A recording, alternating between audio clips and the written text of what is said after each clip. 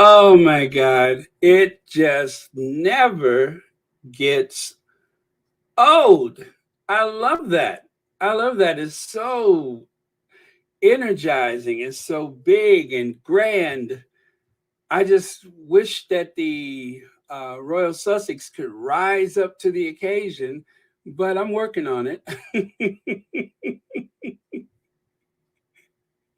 I feel a little let down for you. I mean, one more time.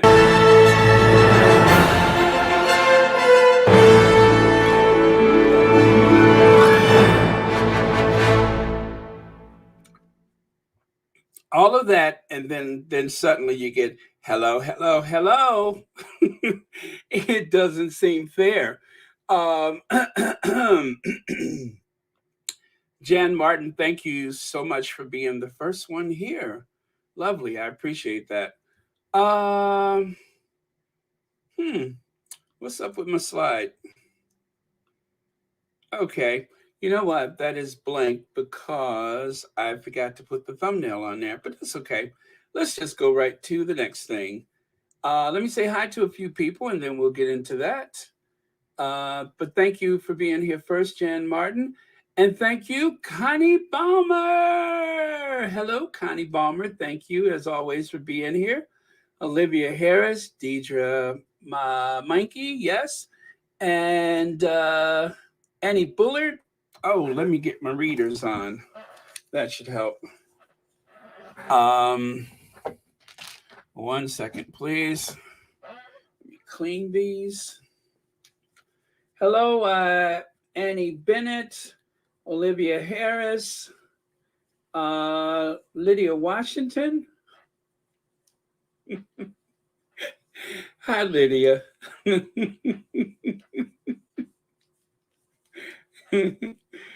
Oh man. Okay. All right. Let's see who else is here now that I got my readers on. Um. Oh, okay. Anastasia's here, right? And Child Cece, welcome. And Lorna Williams. Okay. Oh, Kim Peaches, thank you so much for the super chat. Good day, Baron and Sussex squaddies. I have watched Harry and Meghan wedding again. I love their faces showing off. Yes, well, thank you so much for the super chat, and thank you so much for sharing that with us. And oh wow, yes, the anniversary is coming up in May, isn't it? Yes, it is May, right? Yeah, May. So yeah, maybe I'll watch it again myself. That's what I'll do. I'll watch it again myself. I didn't get a chance to see it straight through until long after the fact because I was out there in the crowd. And one thing I've learned about being in a big crowd like that is it strips your phone signal. And my phone was like freezing and locking up, and very few people could actually watch live stream. And they had the jumbotrons, but unfortunately, I was nowhere near it, and so I didn't get a chance to watch it until about a month later. But yeah, good idea. I think we all should. Maybe we'll do like a review party or a rewatch party um, for the anniversary. That might be a good idea. Thank you so much for that, Kim Peaches. I'll depend on you to remind me of that. Okay. Let's see who else is here. You know what? I'm just gonna hello Monroe Taylor Classic Movie Channel, Lily Lamore, Mary H. Rosa Roberts. I'm just gonna go ahead and scroll all the way to the end. I'm looking to make sure I didn't miss any super chats. And lastly is Truth the Dilly. Welcome. Thank you for being here. Okay. So today, our patron, Prince Harry, the Duke of Sussex, joins the call for nomination for the 2023 WellChild Award in association with GlaxoSmithKline, I think that is. Each year, we celebrate the UK's inspirational, seriously ill children, young people, and those who care for them. Nominate at wellchild.org UK awards. Now, what I love about WellChild is that usually The focus of attention in a household when there's a child that is ill is that the other kids are sometimes forgotten about. And what a brilliant idea to create an award for the children who are sometimes the caretakers for the other child or children that may be ill in the household. That just makes so much sense because it gives them a chance to shine and to be recognized for their, I don't know how else to put it, but to say sacrifice, because um, as kids growing up, if you've ever had to care for a relative, especially while the rest of your friends were out playing or something like that, then you know how that feel. I've had an opportunity to do that myself, and I remember at the time it wasn't always easy. I'll just say it like that. It wasn't always easy, but it was something that required participation from everyone in the household, and sometimes you could get caught up in your feelings about having to do that when everybody else is out and about. So I tell you, for some very personal reasons, I think this award is brilliant. And yeah, so I will play the soundbite for that. Before that, though, PP, thank you so much for the super sticker, and thank you so much for watching Royal Sussex. Happy Tuesday to you. So I'm going to get that soundbite going. And Elaine Parker, thank you for the super sticker. And as always, thank you for watching Royal Sussex. And thank you for being a member of Royal Sussex, which is still a bargain for just $4.99. Speaking of members, for those of you that have memberships with Patreon, unfortunately, you're not able to um, use these stickers that comes with the YouTube membership, but you are able to contribute more using the Patreon. And I do thank you. You guys are the heroes as far as I'm concerned, because for your sacrifice of contributing to Patreon, guess what comes with that? Nothing. I never touch Patreon. Patreon is like maintaining another channel. And so the trade off is, do you prefer the daily uploads, or do you want me to do something special on Patreon? I applaud Sherry and Sade, because Sherry is a force of nature. She provides members only content as well as her daily uploads, which is extraordinary. You guys, that is a lot of work, and her channel is growing like crazy, and deservedly so. I am so in awe and so proud of Sherry and Sade. I think she's magnificent, and I just love her energy. So if you haven't subscribed to her channel, I would suggest you do. It's a nice break from the madness of Royal Sussex. Uh, Sometimes I go over there to get away from me. Okay, you understand what I'm saying. Um, all right, so that's it for the self-deprecating humor for now. Let us go to the soundbite for WellChild. Let's hope this works. Let me see what I can do here. While I do that, thank you, Nafisa Shabazz. Thank you so much for the super sticker, and thank you so much for watching Royal Sussex. Okay, so I'm going to try to get this soundbite working. That is what I am fixing to do. I'm finna get it going here. Uh, let's see. Oh, I'm almost scared to look at the Twitter because it's been hot today, and it's been so much coming across the wire that it's so easy to get distracted. So let me have a thumbs up if you guys can hear this. For the past 15 years that I've been patron, I've been immensely grateful for the work that WellChild does, and moved by the stories I hear and the people I meet. For children and young people with complex medical needs, WellChild provides access to high-quality care services and the opportunity to thrive at home alongside their families. WellChild also creates a network of support for families who are facing countless medical, logistical, and mental health challenges, compounded by a cost of living crisis that adds tremendous pressure in caring for their children who are dependent on life-saving equipment. And I'd be remiss if I didn't mention the carers and health professionals, doctors, nurses, teachers, play specialists, and many more, who are part of the WellChild family as well. They deliver life-changing support each and every day. Despite facing immense challenges, WellChild families continue to display a resilience and fortitude that is nothing short of inspiring. And right now, you can play a role in highlighting someone in your life who inspires you. By nominating someone for a WellChild Award, you have an opportunity to introduce someone special to the WellChild family. Each year, I so look forward to meeting with the award winners and spreading awareness about this incredible charity.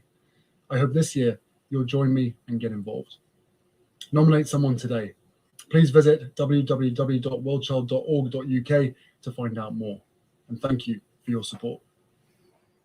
All right, so that was a little soundbite from Prince Harry speaking for WellChild, and the nomination for the WellChild Award for someone in your family or someone in your circle, whatever. But yeah, so this is Harry looking good, I might add. Now, I'm not sure if he's using a volumizer or is it just being blessed, but it just seems like Harry's hair, and I hesitate to bring it up, but let's face it, it's something that he mentioned himself while he was at Invictus last time, but his hair is looking, better, thicker. Maybe he's doing something, maybe not. I don't know. Ted Danson, the actor, he's been wearing a toupee for years. He has a good, strong hairline in the front, but in the back, the crown is where he has his challenges. So either way, I'm glad Harry is happy with himself. I'm glad his life is full. He's living in California, looking good, feeling good. Amazing, healthy environment for someone who has come from the life that he had back in the UK. And we'll all continue to pray for his continued success and for the Sussex family. I'm happy for him. I'm so glad that he has this life. And every day, of course, like a lot of people, I'm like, gosh, if Princess Diana could have made it out of that system, but the blackmail of having your kids left behind as the ward of the sovereign is something that no one should have experienced. And talk about history repeating. I believe that is the same thing that happened with her own mother, is that when her mother and father split, her mother could not have custody of the children because of the aristocratic relationship, I believe. So that is just one of those things that I think about. But yeah, it's good to see Harry.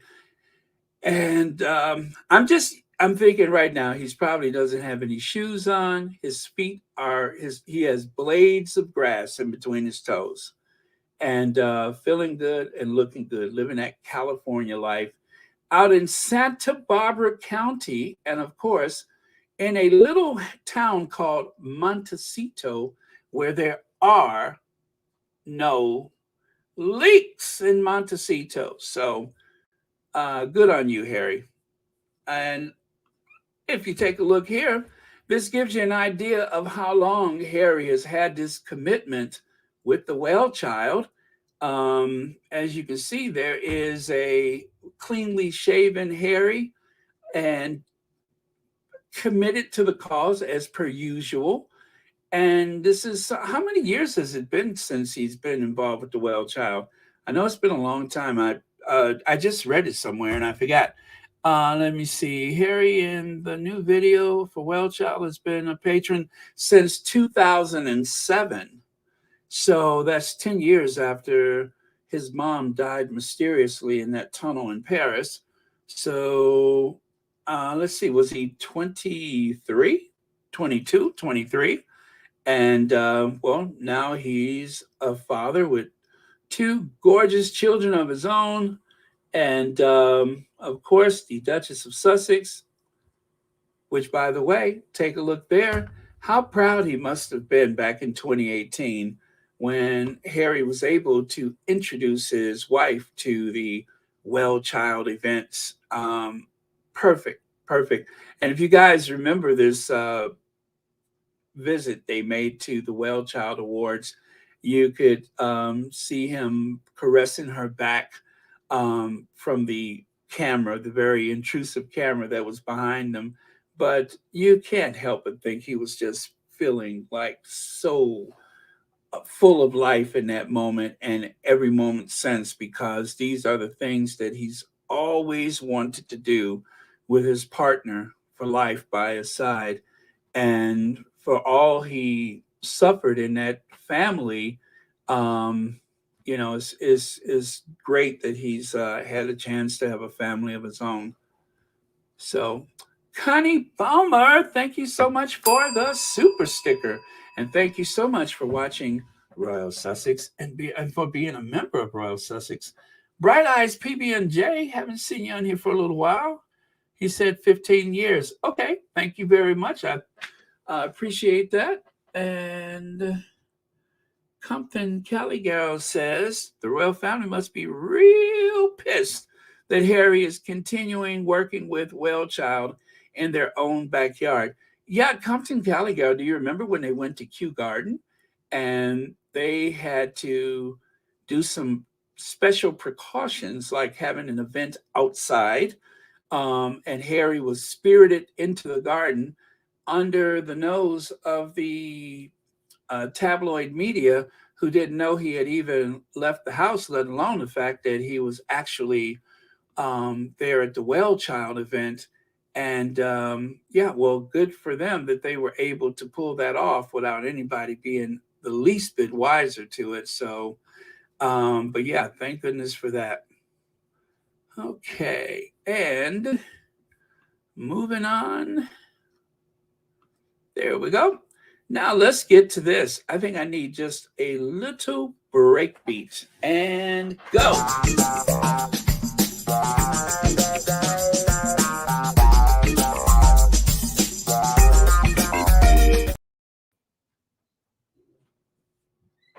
Oh, sorry. All right, I just stepped away and I am back. So, Reverend Al, the Reverend Al Sharpton, is in London, and he was invited there to speak about police brutality, among other things. And as you can see in the red caption up there, anytime I use that red caption, that is an indication that I am quoting someone who, in a lot of cases, I don't want to bring a bunch of smoke and irritation to their Twitter account. So I just put it in red so you know that that is a quote. And as you can see, it says there, we all know what that looks, what that look means. He wasn't playing games or looking to be gaslit. So what they're speaking about, well, you know what? Let me do the sound bite. And then on the other side of that, we'll have a discussion about it, shall we? Okay, once again. There was a big fallout when Meghan Markle and Prince Harry left the UK. Lots of discussion, Reverend Sharpton, about racism within the media, the accusations that they made towards the coverage that she had faced as part of the royal family. Mm-hmm. And then you were very outspoken and critical of Jeremy Clarkson's column that he put in again in another national newspaper. He's since apologised to them profusely and tried to explain his scenario. I wonder what your take on that situation was, what Harry and Meghan Markle said that they were facing, and the reaction of the UK media to that relationship? You know, I think that when they were married, it was a beautiful day. Right. And people were celebrating how you saw this woman of color now in the royal family, gospel songs sung at the ceremony, the Queen sitting there. And then the reaction was so much acrimony and just looking to treat her differently. And people, whether you're in the UK or around the world, that was always treated differently, understood what Meghan was going through. It was somebody Black working in the C-suites for the first time, and they treat you differently. Or someone walking down the street. And I think she became a symbol not of her own making.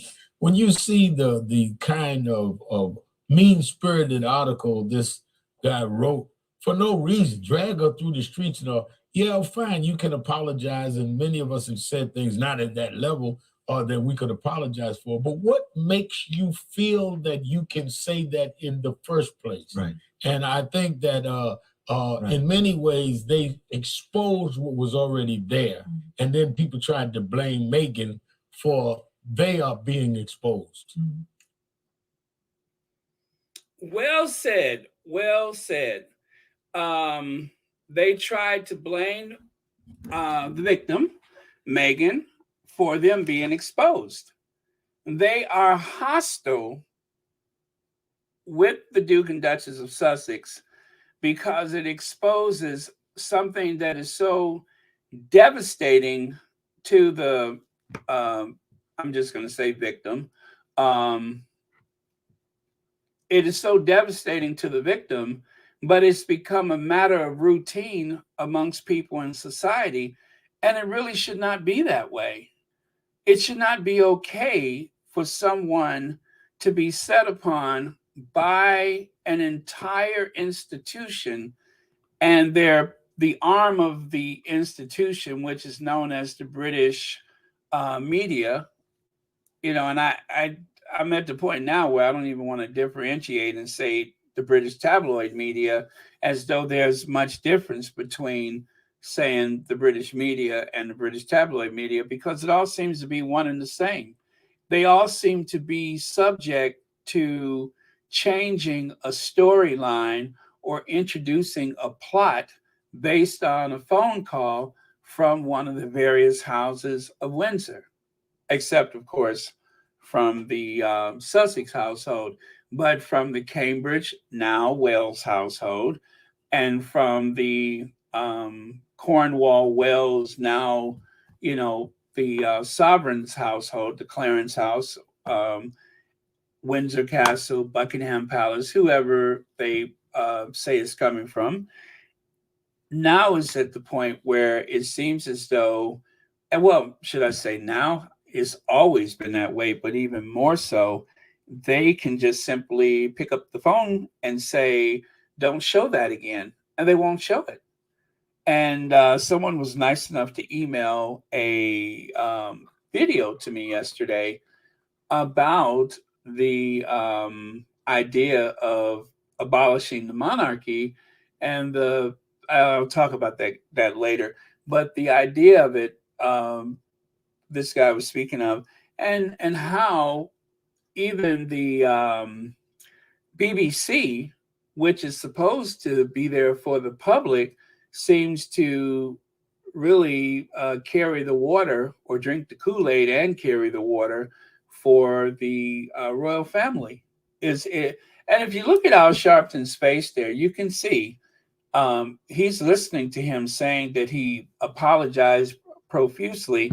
Now, I'm not sure whether Al Sharpton knows the difference or not, but on principle, the idea that someone would say these things in the first place, if I was Al Sharpton, and you know, he has a lot of other things that he deals with in life, so he probably doesn't follow this stuff as closely as we have, but we know that that was not an apology. And yes, you know, I was like feeling that frustration when I heard that, because I'm like, uh-oh, he's getting away with something.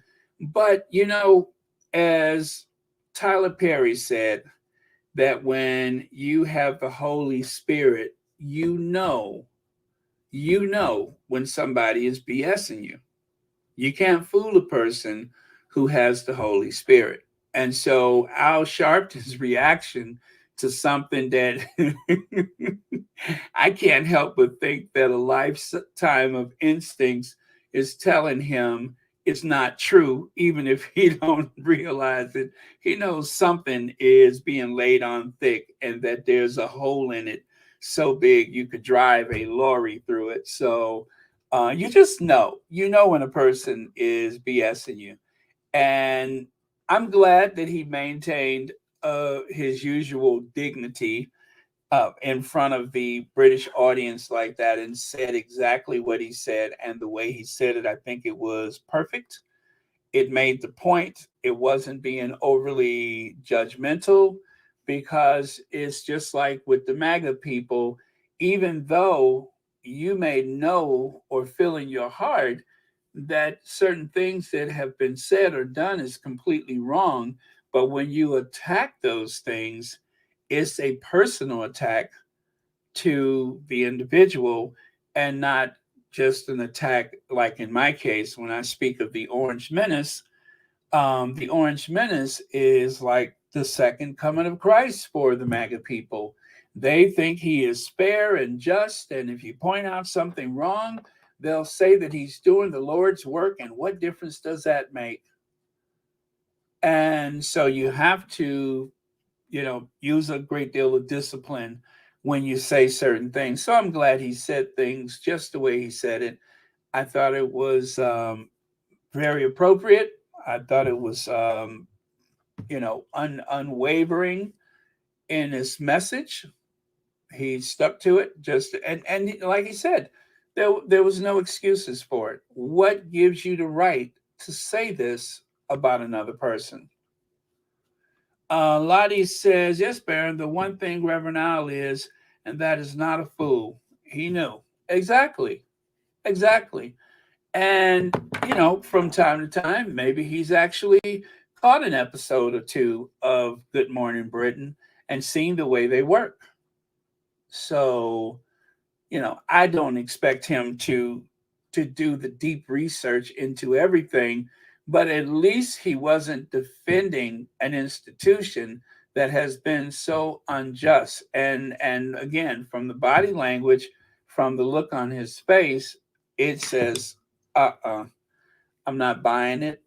And let's see, Joe says, gaslighting is their go-to distraction from the real issue at hand. Such an apology need another word to describe his nasty tirade. Amen to that. Yeah, so I'm glad Reverend Al was there. It doesn't really move the needle much for the hardcore royalists who are willing to accept anything that comes down the pike. It doesn't move the needle for the Brexiteers who refuse to see their situation right now as a huge mistake. There are some people that are just going to stick with the program and believe the messaging no matter what. And thanks to certain individuals in the government, they're a lot poorer than they were this time last year or even the year before. And they don't seem to think that there's anything wrong, because after all, they're going to keep the small boat invaders away from this island, even though we do need the workers. But I'm not going to get on that milk crate again today, but it is true. If they put some of those people to work that wants desperately to be there, that will help with the economy and lower the labor costs. But okay, and so right here at Hometown College in Cambridge, where I will address students and fellows this afternoon. So that is a placard that perhaps they presented to him, or that was posted for the event. But yeah, if you guys ever get a chance to see it, the Cambridge University is beautiful. It is beautiful. just, walking around and taking it all in. And if I recall, I believe Cambridge has the Christopher Wren Library, which is a real treat. So if you guys get a chance to see that campus, do go and see it. All right, let's see here. And then next, what else is there? All right, so Kate and William's Boston visit leaves Americans fuming over the cost. Well, it did cost a lot of money just to have her show up and go over to Harvard with that same binder that probably has little doodles in it. That same binder is the one that she used when she had that um, imitation of the Last Supper or Knights of the Round Table, whatever you want to call it, that she had in the green room in the Buckingham Palace. So Kate and her amazing binder has been getting a lot of, her binder has more miles on it than my old car out there. So, but she's using it. It's a prop, and it's all part of the plan to make it seem like she's actually doing work. And why is that? Once again, it is Kate's keening season. This is when she keens to do this and she keens to do that. So it has been dubbed the keening season. So Kate and William's visit to Boston cost $170,000. Well, actually, it was a little bit more than that, but we'll just start right there. So, oh my dear, I put the wrong photos in. Oh yeah, oh dear, I've really stepped in it, haven't I? Oh wait, no, I'm sorry, that's a Jeremy Clarkson apology. You do something disrespectful and humiliating, although this pales in comparison, and then you make a little half-witted apology. Oh dear, have I stepped in it? It appears as though I've stepped in it. Anyway, the photo in the middle, that's one of the photos that one of the squatties made on social media. There were quite a few different images that were floating around. And I have to say that Kermit and Bert, I believe that's Bert of Ernie and Bert, Kermit and Bert is two of my favorites. And of course, the windsock. Let's not forget the windsock. That was a lot of fun too. So all of that money they spent just so that they would not even invite the winners. The winners of the what was said to be like the Super Bowl of, what was the Super Bowl of what? I guess it was a Super Bowl of environmentalist movements. I think that was it. Anyway, they said it was some sort of a Super Bowl. So this, some kind of a Super Bowl, had all kind of celebrities there. Beckham, who would, sing at the opening of a shopping mall. And of course, Malik, whatever, Malik, he was there. And then they had a couple of people sing.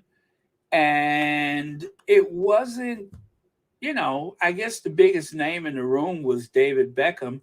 And even though this was like some type of environmental acknowledgement and reward, the people that won could not come because under the guise of saving the environment, they were not invited.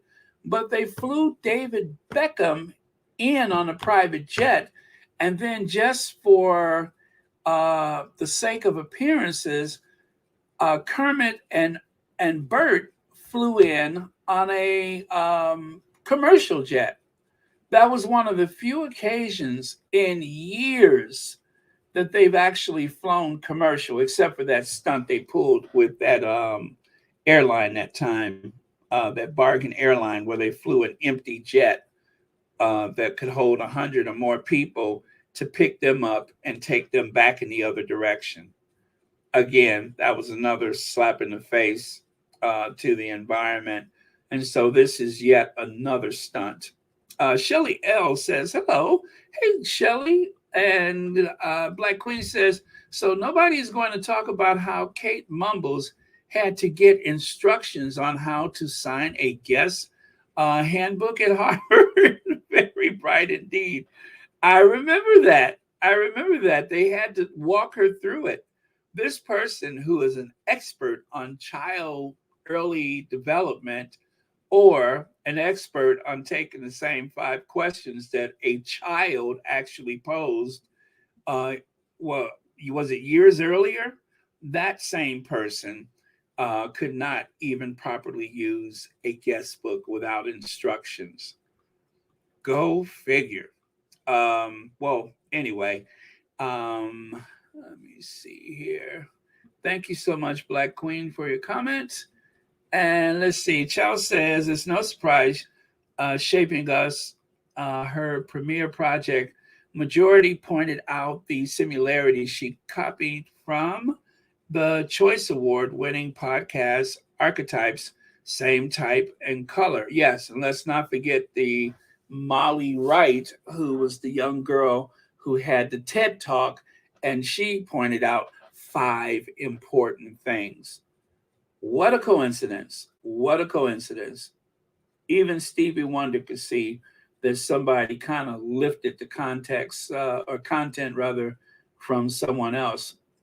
Let's see, who invited Baldy and Botox to Boston in the first place? They just went to U.S. to grift American dollars. Ugh, now is incandescent with rage. Well, and of course, that's Carolyn Kennedy, who didn't even bother to show up the first day because she said she had a thing. And then, of course, John Kerry, former senator, now Ambassador Kerry, Ambassador Kerry. He couldn't be bothered either. Or is he Secretary of State or Ambassador? I think he's Secretary of State, no? Or, well, anyway, he's a diplomat, and he couldn't be bothered. So let me see. And Faya says more important people will address the UK on their racism, misogyny toward Meghan, especially after the Netflix docu series Harry and Meghan, and now Spare. People are shaking up world wide now. Thank you so much, Faya, and thank you for your comments. All right, and so right here it says now the Boston Herald has reported that the total cost of the visit came in at a cool $170,407.52. Most of these costs went on extra police required for a royal visit, totaling $267.57. I was about to say, oh, not million. All right, let's see, and right there, a further $58,770.92 was spent on staging, tents, flowers, lights, etc. for the event the Prince and Princess of Wales attended. Around $5,000 was spent on security and custodial overtime, and the rest was reportedly made up with staff costs for emergency medical services needed. So there you go. That was the cost of having an event that didn't even involve the people who were awarded for their work with the environment. So, a vanity project. So, right here, the British media lied, and of course, that is from the Sussex Squad Detective Agency. The British police lied about the campsite in Botswana where Prince Harry stayed with his then girlfriend Meghan, only to learn from Harry it was a camping tent. Now, this is the first I've seen this was because of the Sussex Squad Detective Agency. Apparently, inside the 1,500-pound a night Botswana safari camp where Harry and Meghan were allegedly staying, you can see there is looks like a queen size bed. There seems to be like a kitchen and bars, something like that. inside the romantic safari camp where Prince Harry took Meghan Markle. And then it even says over there in the pink, it says intense relationship. Intense, get it? Relationship. Inside the 1,500 pound a night Botswana safari camp where Prince Harry took Meghan Markle on their third date. Prince Harry booked a stay at the bush camp, Minnow in Quina in August 2017, buying 2 plane tickets from London to Johannesburg before boarding a private 2-hour flight to Mon International Airport. Well, all of that seems to make a lot of sense, except this is where they stayed. This is where they stayed. With something like this, you wouldn't feel as open and vulnerable as Meghan reportedly felt when she heard something munching outside.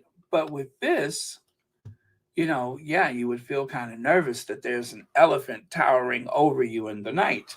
Where Harry actually said in the book, he laid 2 sleeping bags. And I believe it was Tig and whatever their names. I believe that us black folks, we call it play mama. His play mama told him, make sure you have 2, sleeping bags or 2 beds or whatever, bedding. Don't assume anything, which of course he did not. And of course, the rest is history. But yeah, so he was there, and his play mama and play daddy, whatever, they were all there. And so, as you can see, this looks vastly different from the luxurious accommodations at 1,500 pounds a night. Back in those days, I don't even think Harry had that kind of money. If everybody has learned from Spare, he didn't even have that kind of money. And so on the third date, I doubt if he was going to ask Meghan. And this is why he was so amazed that she was such a trooper, because he wasn't sure that this Hollywood actress was going to enjoy the way he lived his life out there in the bush on the Delta or whatever. So there you go. Very, very sweet. I can see why he knew even more than the first time that this is the one. She's the one. So, all right. Now, I just said they need to, just like here in the United States, I'm not picking on the UK. This is something that we need, and that is labor. To show you how awful things are because of the Brexit that should have never happened, stately home where Downton Abbey was filmed cancels wedding season due to lack of seasonal staff and every cost imaginable rising. Highclere Castle in Newbury, Hampshire, was the scene of the over a dozen romances in the fictional world. I'm sorry, the fictional show, where let me see what it say. Help real life wedding bookings at the venue soared to 25%. Yeah, so because of the popularity of the Downton Abbey, they were making a fortune. Not only did they get the money from the production of Downton Abbey, but they became a very popular venue for just about anybody who wanted to get married in a fine country home or on a fine country estate. I had an opportunity to go to Highclere Castle in 2018. I believe I shared a few photos from that day. You literally walk through the front door and you go through the house and up the steps and out through a gift shop. But it's everything that you've seen on television. And what a shame that that stately home, which thanks to their success with Downton Abbey, is airtight and dry with a newly configured roof and everything. But now they just don't have the staff to keep it open. Let's see. David Dimbley mentioned the closeness of the BBC and institution. The QE2, oh, right, Queen Elizabeth II funeral had the palace send frantic emails. I remember that minute by minute to the BBC of what footage to be aired and what should be out. Yeah, there were certain scenes that they didn't want to ever see the light of day again. So in other words, when they would show the video, like when remember when they had the thing at St. James Palace and someone booed Charles and yelled, "Not my king"? Well, the next time the BBC aired it, that person or persons were removed from the broadcast. That was not to be repeated again. So it's those little hijinks, those little tactics that they have used to make sure that the only permanent record of the day, if possible, puts the institution in the best possible light. Thank you for reminding us about that. Okay. All right. So, and it continues here. Brexit has caused such a retraction of people available to work in the hospitality business that we realized we simply cannot guarantee that we can find enough staff to put on an event of the quality that we would want. Lady Carnarvon said Brexit had affected the hospitality trade as European students studying in the UK could easily fill gaps throughout the summer, the peak wedding season. So again, not enough staff to keep the doors of the Highclere Castle open to people willing to pay. And of course, if they're making money, the florists, the waiters, the cook staff and everything that would be needed, the people that provide the tents and chairs and everything else, the music, the dance floor, all of that stuff is not going to happen because they can't be sure that there's enough young people, enough students that they can hire to provide a proper wedding venue service. Yeah. But we all know that Brexit was a good idea. So let me tell you about two books that I didn't know existed. Gilded Youth, An Intimate History of Growing Up in the Royal Family by Tom Quinn. So the squatty that shared this thought for sure, hi Cookies and Cream, thought for sure that this was some kind of a joke, but it was not. Lorna says, Baron, every time I see a documentary on one of those castles or palaces that allow public visits, I don't see any staff of color, so I don't feel sorry for them. What is it about those situations where we scan the room and try to figure out any brothers or sisters here? But you're right. Now, I'm trying to think. I know I saw just one time. I saw just one. But other than that, I have to say, I usually do the head count. And sometimes I'm the only, how do I put it, Democrat Baptist in the room. Oh, man. I'm the only one. But, and then sometimes I'm surprised when I'm not. So, but yeah, but those are rural areas.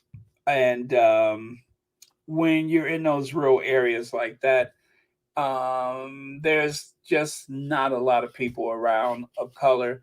And also within the service industry, as she mentioned, the students that fulfill those positions, sometimes there's just not, there's a particular set that will end up working in those places. And a lot of times they welcome or should I say, recommend a friend to come and work. Yeah, that is the cover of the book. I actually looked for it on. I hit the link, and it's actually not available yet, but I think it will be available on Amazon. But don't quote me on that. But yeah, that was the photo that they used. For as long as the British royal family has existed, royal children have been brought up in ways that seem bizarre and eccentric to the rest of us. The royal family's obsession with making their children tough and independent as early as possible by farming out their parental duties to paid staff goes back centuries. Gilded Youth looks at centuries of royal and aristocratic children misbehaving, often hilariously, excuse me, the Edward VII smashing up his schoolroom to Prince Andrew peeing on a stable lad's shoe, from Princess Margaret putting horse manure in a footman's pocket. Now, see, that would have been treason that afternoon. Child or no child, that would have been treason. Because I'm telling you, that reflex would have kicked in. And I'm going to just leave it right there. That would have been a situation right there. I would hope that they knew each other better. Let me see. To Diana wearing crop tops, snugging a local school village boy, and drinking cider on a bus shelter. In a bus shelter. From a teenage Prince Harry throwing up in the streets to Prince William becoming completely shut down and obsessed with something, and then it cuts off. And I never could find the rest of it. So I'm sure whatever it was, it didn't put William in a bad light.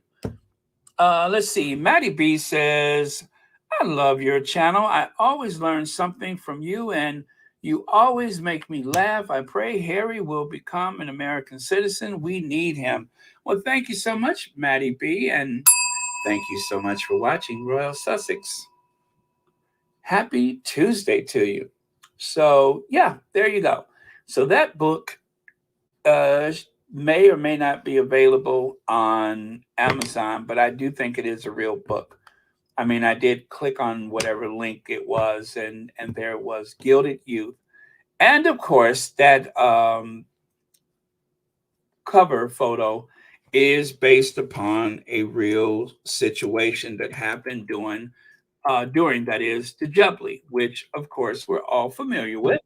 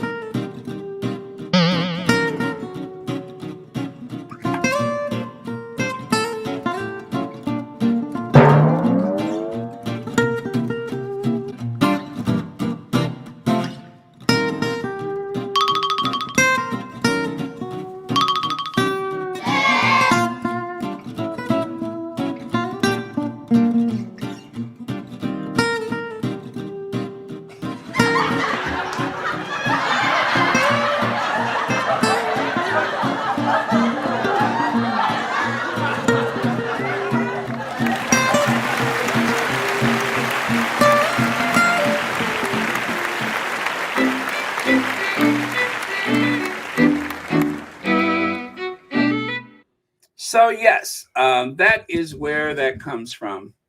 Although I would have preferred the pistol whipping with the plastic replica, but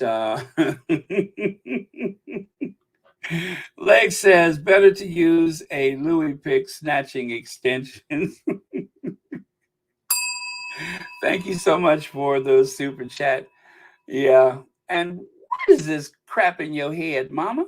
What is this crap in your head? What did we say about that? Oh, man.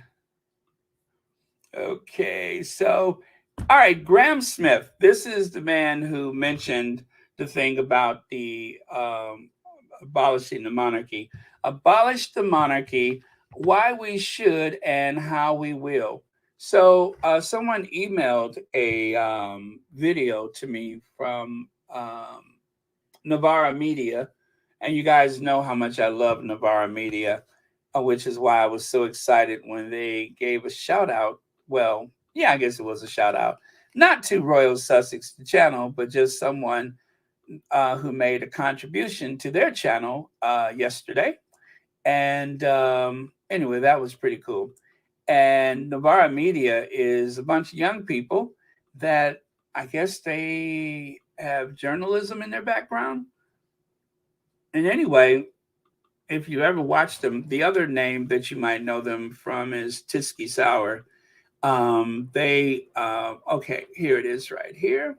So that is Navara Media. You can, that's Michael Walker. He is like their Anderson Cooper, I suppose. But yeah, he seems to be the one who keeps everything in line or whatever, if you will. So, and yesterday, whilst I was, I made a contribution because, you know, I like their work. And then as I was prepping for yesterday, suddenly I heard Royal Sussex, and I was like, what? Kind of caught me off guard. So for those of you who may have missed that yesterday, let me see if I can cue that for you today. Okay. Russ's return. Ishtak with a super chat. Blessings to the good ship Navara on its maiden voyage. Hopefully more Queen Mary 2 rather than Bounty. There might be some viewers who have better naval knowledge than I do. I'm assuming the Bounty sank and the Queen Mary 2 didn't. In which case, yes, I would like to be more like the Queen Mary. Royal Sussex with $5. I don't know if that's Meghan or Harry. They say, great work. Now, I would normally say thank you for that generous super chat, but if you are one of the Sussexes, I would have added a few zeros onto that. But if you're not, thank you very much. Okay, so again, I have been referred to as Meghan or Harry. I'll take it. I like it. And yeah, so that is where I saw this interview. There was someone else who actually conducted the interview with him. But yeah, it was very good. So if I can recall, I will add that to the community tab later. But very, very informative. And they did speak about the Sussexes a bit. And anyway, if I recall, he sees Harry as a nice guy, but of course he was kind of baffled that, well, not really baffled, but he was a little disappointed that Harry still believes in the monarchy, but he also understands that that's something that has been part of Harry's life for a long time, and even thought that there was a possibility, either he or the other guy said that in the future that Harry might himself actually become a Republican in the British extraction Republican, where they are, of course, not royalists, but they would rather abolish the monarchy. So that's a bit of a stretch. I don't see Harry ever going to that place, but if he does, that would be extraordinary, and it would be devastating for the institution. Shelley L says, I just know my neighbors can't hear me. I mean, can hear me screaming. Okay.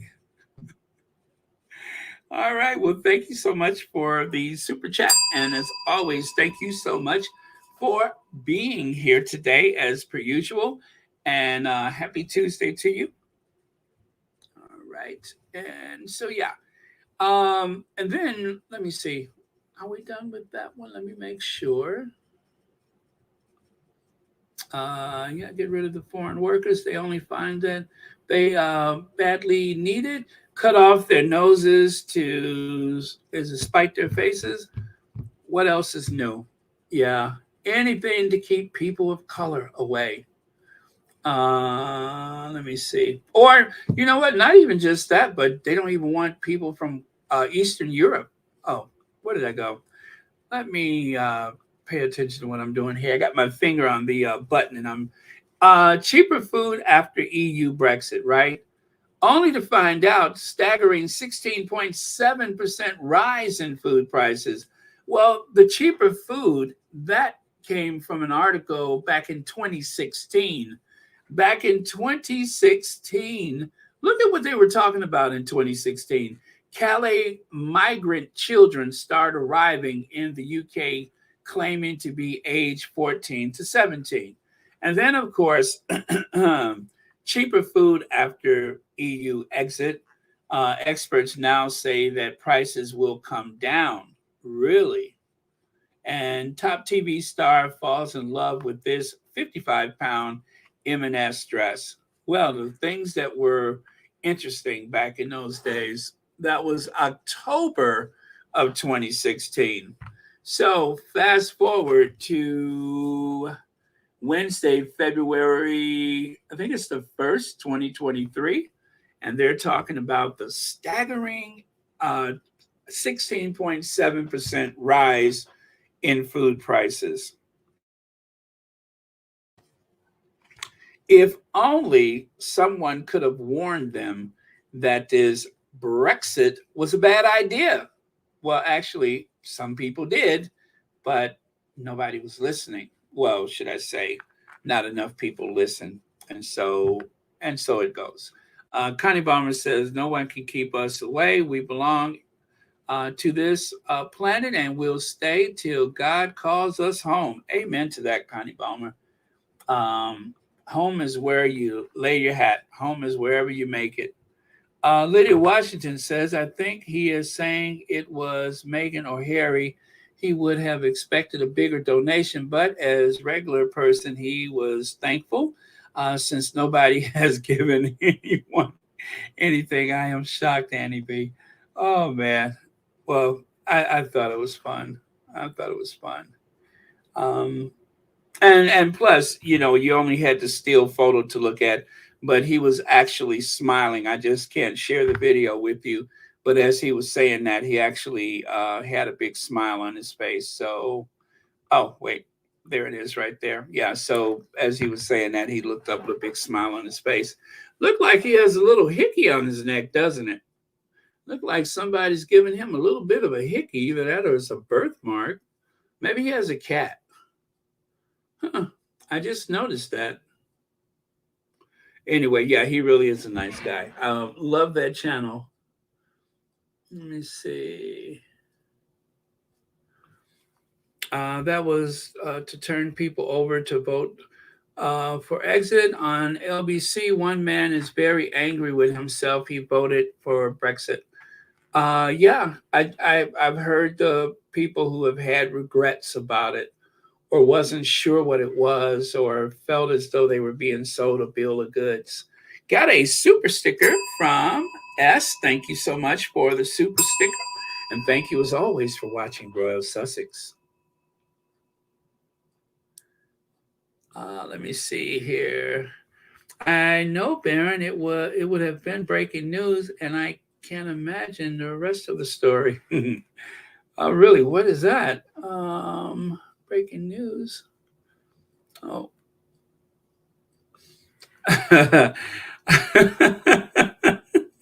Yes, a cat. Perhaps he has a cat. Let me see. Okay, Baron, if he smiled, Andy Bullard, and I won't have to pull him off and ride or die for the Royal Sussex. Royal Sussex. No, I mean, he said it in fun. Okay, so right here it says, unhappy anniversary. Some of this is what I meant to show yesterday, but we got sidetracked like by a mile. Brexit is costing the UK economy 100 billion with a B, 100 billion a year. That's $124 million, with the effect spanning everything from business investment to the ability of companies to hire workers. And then right there, you can see And by the way, I didn't put that together. I got that from someone else, but it is based on the other charts that I have seen. And you can see the projected growth for other countries, according to the IMF. But the projection is that the UK is minus 0.6% growth. So that is a result of a lot of things, including and mostly due to Brexit. It is costing so much more. And they still haven't ironed out all of the trade deals. The trade deal that the British government negotiated was an exit deal. It is not a trade deal that is in place now. That was an exit deal. So they still have to do a trade deal for the United States because the UK was in the EU. The trade deal was negotiated as part of the EU with the United States, among other countries, I'm sure.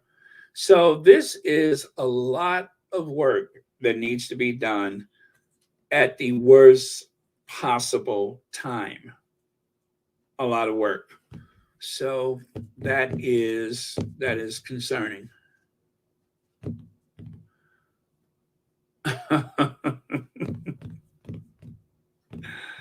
Oh, okay. Well, those were the days, weren't they, Legs? Those were the days. They just don't raise them like that anymore, do they? Oh, okay. And so this is, well, you guys know who they are. And so there's Charles, Camilla, William. No need to throw Mumbles in there because she is what they have referred to as a mute woman, not really one to make decisions or anyway, forget about that. So I love this photo. Every time I see it, I feel so good when I see this. Take a look, you guys. Isn't that beautiful? Great photo. Nurses from Nigeria who've never seen snow enjoying the first snowfall. Wait, let me make that bigger again. Yeah, enjoying snow for the first time while working at Kingsbridge Hospital, Belfast. So that was from January. I actually saw this somewhere on someone's channel. And with everything that's always so bothersome and worrisome concerning the news of the day, I saw this and instantly I felt a warmth in my heart. So very cool. They are enjoying snow for the first time, just like children. How cool is that? I will never know in my life what it's like to enjoy snow for the first time. I have no memory. I feel like I was born on the ice, like a polar bear, like a penguin. I was born on the ice. So I would never know what it was like to not know snow. But for someone who has never experienced it, that has got to be something really special. Dorothy Ross says, Baron, Scottish people want the English government to give us our freedom, but the English government says, no, they need us.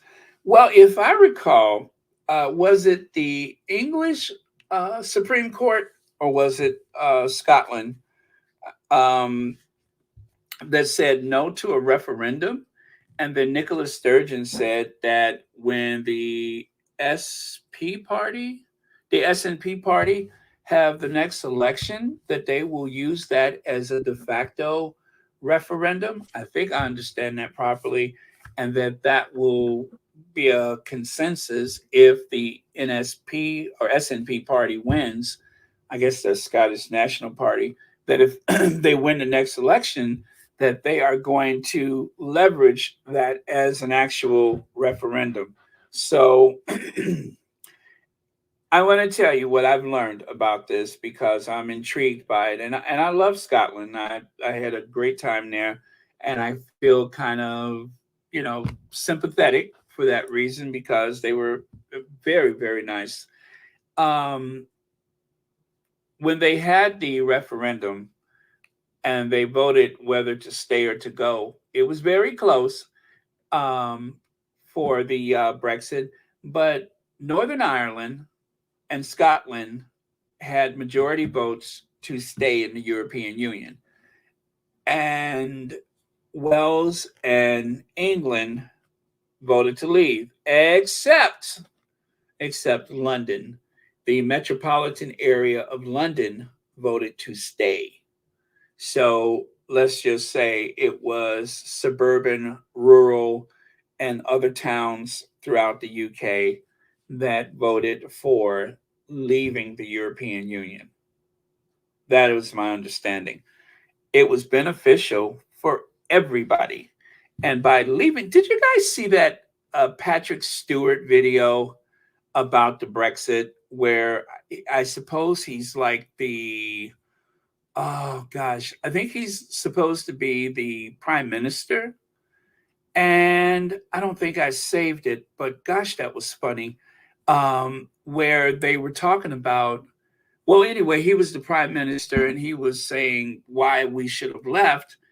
And then everybody got quiet at certain parts because, the truth is, well, let me see if I can find it. I cannot share the video with you, but let me see if I can find that sound bite because I think I shared it with Mo Shannon. So I'm going to look at what I've sent to her and see if I can find it. And maybe I didn't. Oh, that's unfortunate because it was so interesting. I know where I shared it. I think I sent it to my profile page on Twitter. But hopefully it'll make sense if you can. Oh yeah, here it is. So it is on a day when the Tories wanted to rid the ECHR. I don't know what that is. It is worth sharing this video. And then I guess it's from, well, anyway, I'll let you hear. But Patrick Stewart, Star Trek Patrick Stewart. I want to be absolutely clear about one thing. We are here to serve the British people, not the whims of some European imperialist state. Yeah. We are a proud nation, and no bureaucrat in Brussels can tell us what to do. Yeah. We are a democracy, not some perverse, genuflecting mouse puppet on a European finger. The idea of that makes me physically sick. They took our sovereignty, our dignity, the very essence of our Britishness. And what has the European Convention of Human Rights ever done for us in return? Now, at this point, this is when the people sitting at the table with what appears to be the prime minister, his cabinet or ministers or whatever, they are like all quiet and looking at each other because they did not want to agree with him out loud or at all because they knew that it was wrong. But okay, so I'll let you hear the rest of it. Or the right to a fair trial. What? The right to a fair trial. Well, that's true, I suppose. The right to privacy? Well, yes, all right. I grant you fair trials and privacy are two things the European Convention of Human Rights has given us. But what about freedom from torture and degrading treatment? Freedom of religion?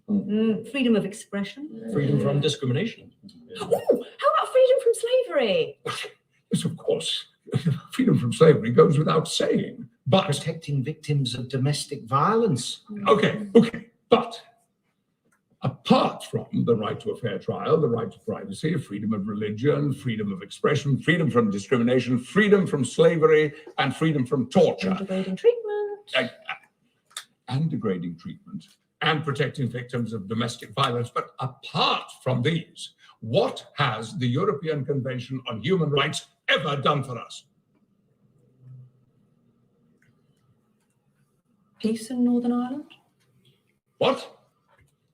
Well, I mean, and the Good Friday Agreement depends on the European Convention of Human Rights. So Without it, we'd have to make peace all over again. And what a palaver that would be. No, thank you.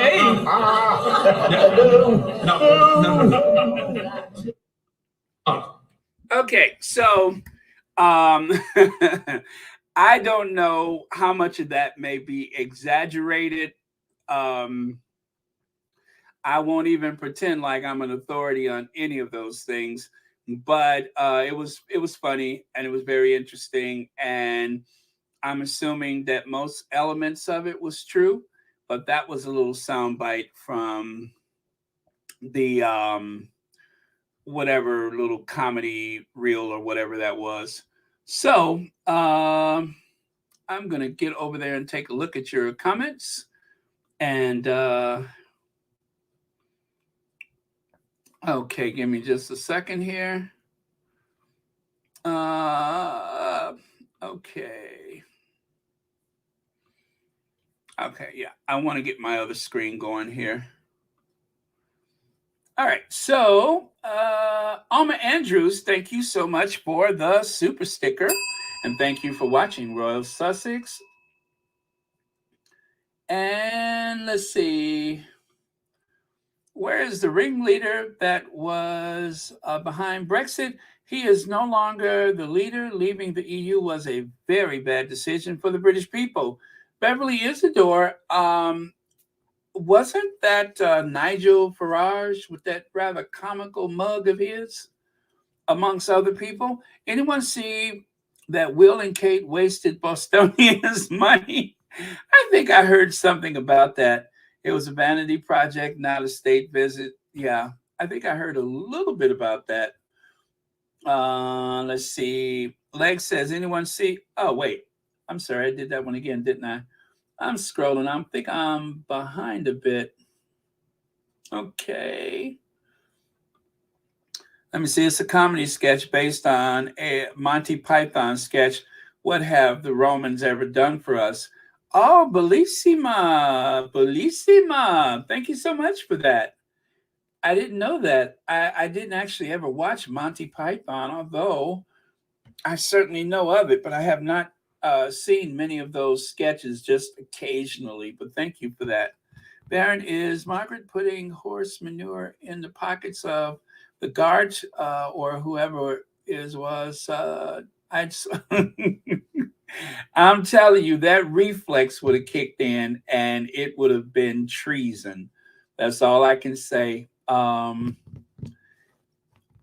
Growing up the way I did, I get a little reflex when it comes to disrespect like that. Did I see Ronnie in here? Hi, Ronnie. I think I saw you before. Okay, let me continue here. And this being, of course, Black History Month, someone posted this on the Twitter. In honor of Black History Month, don't forget to hold them ears, sis. Hold them ears. How many times have you sat behind someone on the bus or in this classroom and you saw that the tips of them ears had gotten in the way of a good hairstyling? Oh,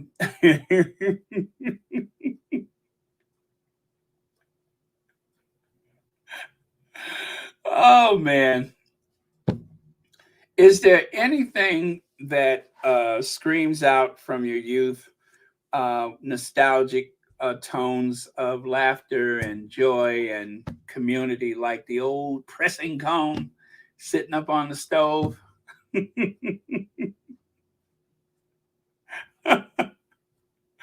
Huh? Is there anything else like it? The old pressing cone sitting on the stove, and that coffee can at the back of the stove that had that fish grease in it. And of course, you had to separate that from the other can that had the chicken and or French fry grease in it. Coffee cans were perfect for that, weren't they? Put that little plastic lid on them. Perfection.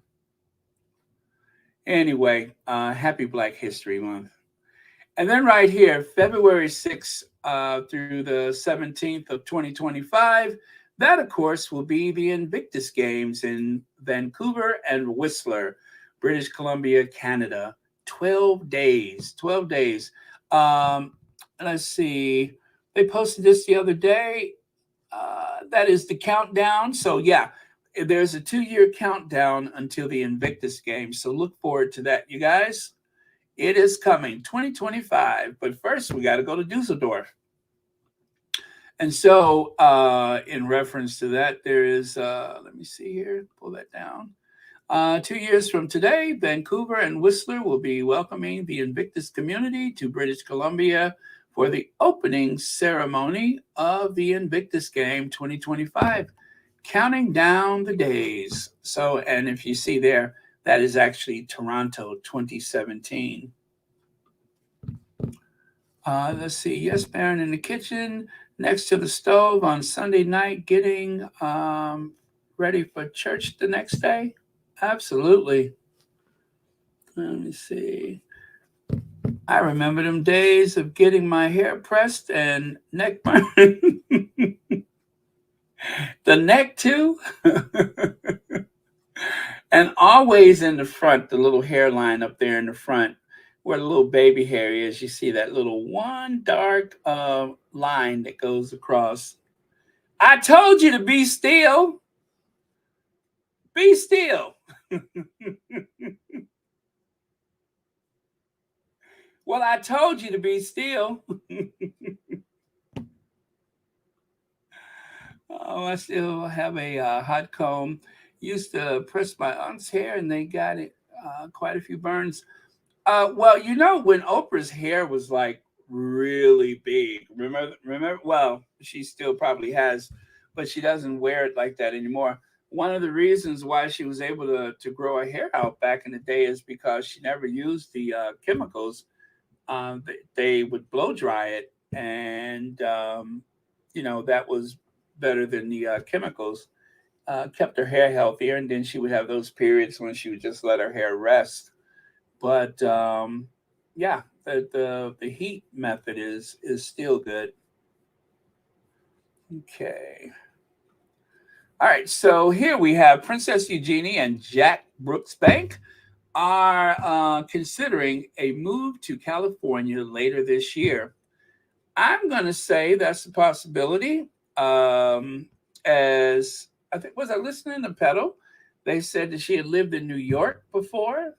So I don't see why not. I think it's a good idea. Plus, her husband, he's a bartender, right? I'm sure he can find some nice restaurant or lounge or something where he can work as a bartender. Yeah, so it shouldn't be too hard. You have a royal princess and a bartender in California. Who couldn't make it under those circumstances, I ask?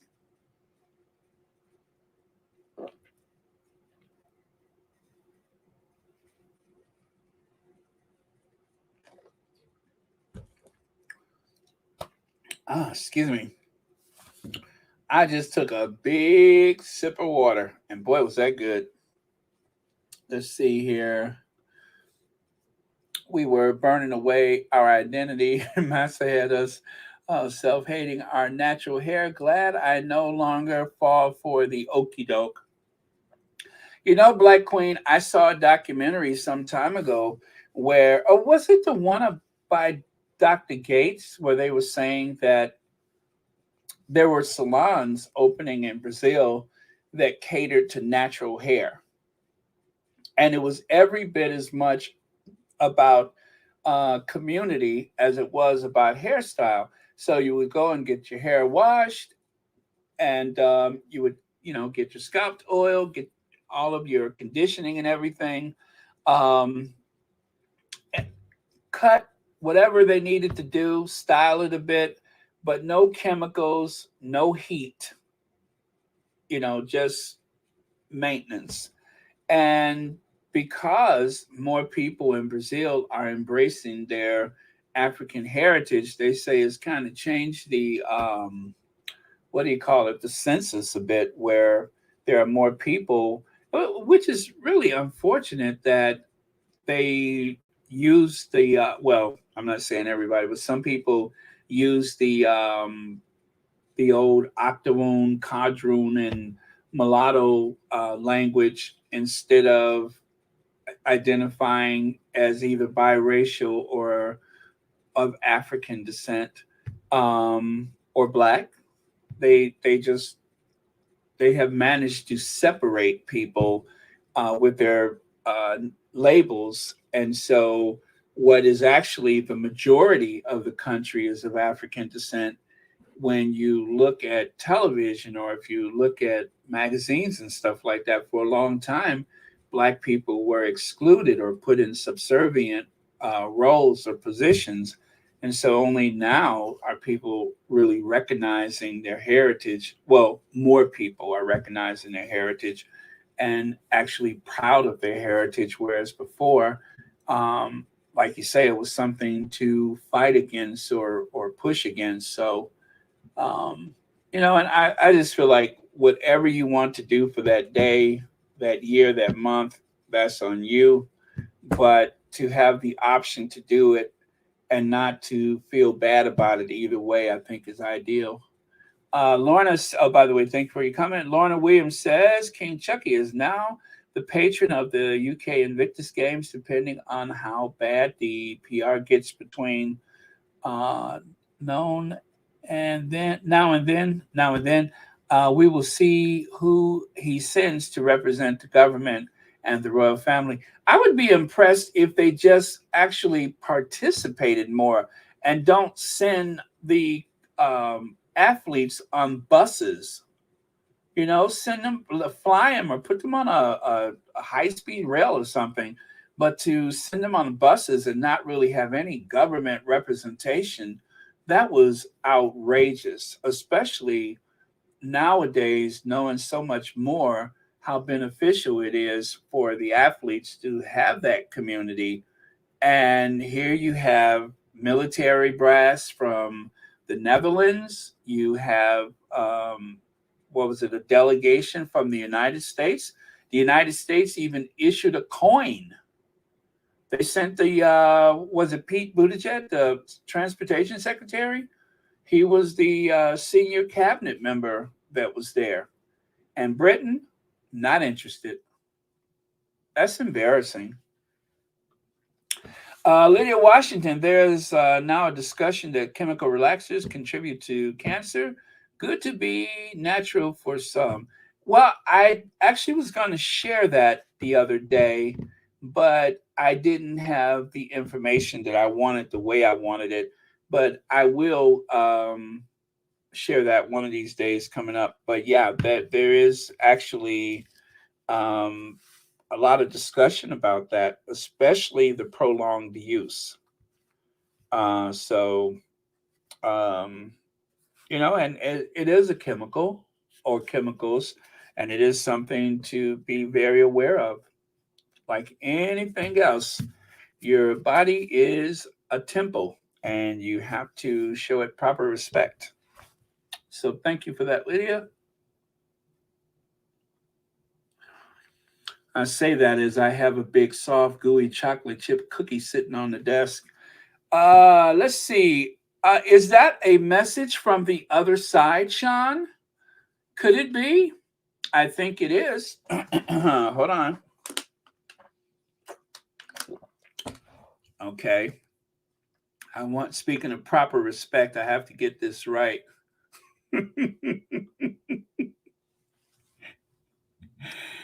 Oh, man. Okay. Wait for it. Because this is long distance, you know. So, wait, nope, that's not it. You know, when there's a call coming long distance like that, you don't want a lot of distraction around. So we have to get this right.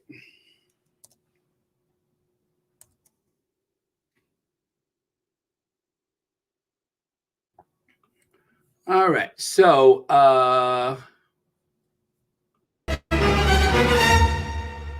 did that scare y'all?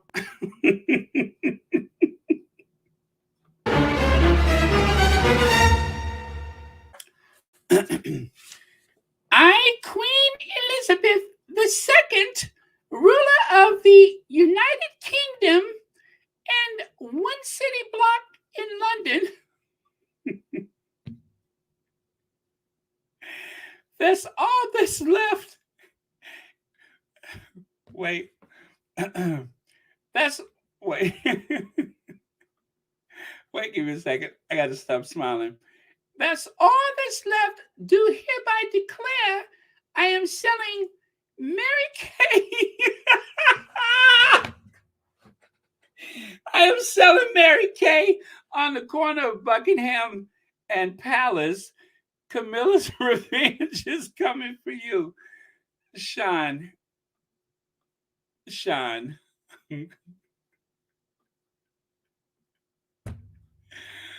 Oh man, you caught me off guard with that one. I'm selling Mary Kay.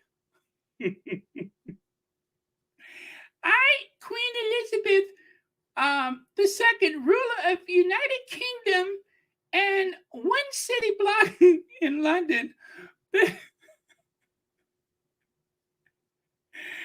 Anyway, Sean, thank you so much for the super chat, and thank you so much for watching Royal Sussex. And thank you, Your Majesty.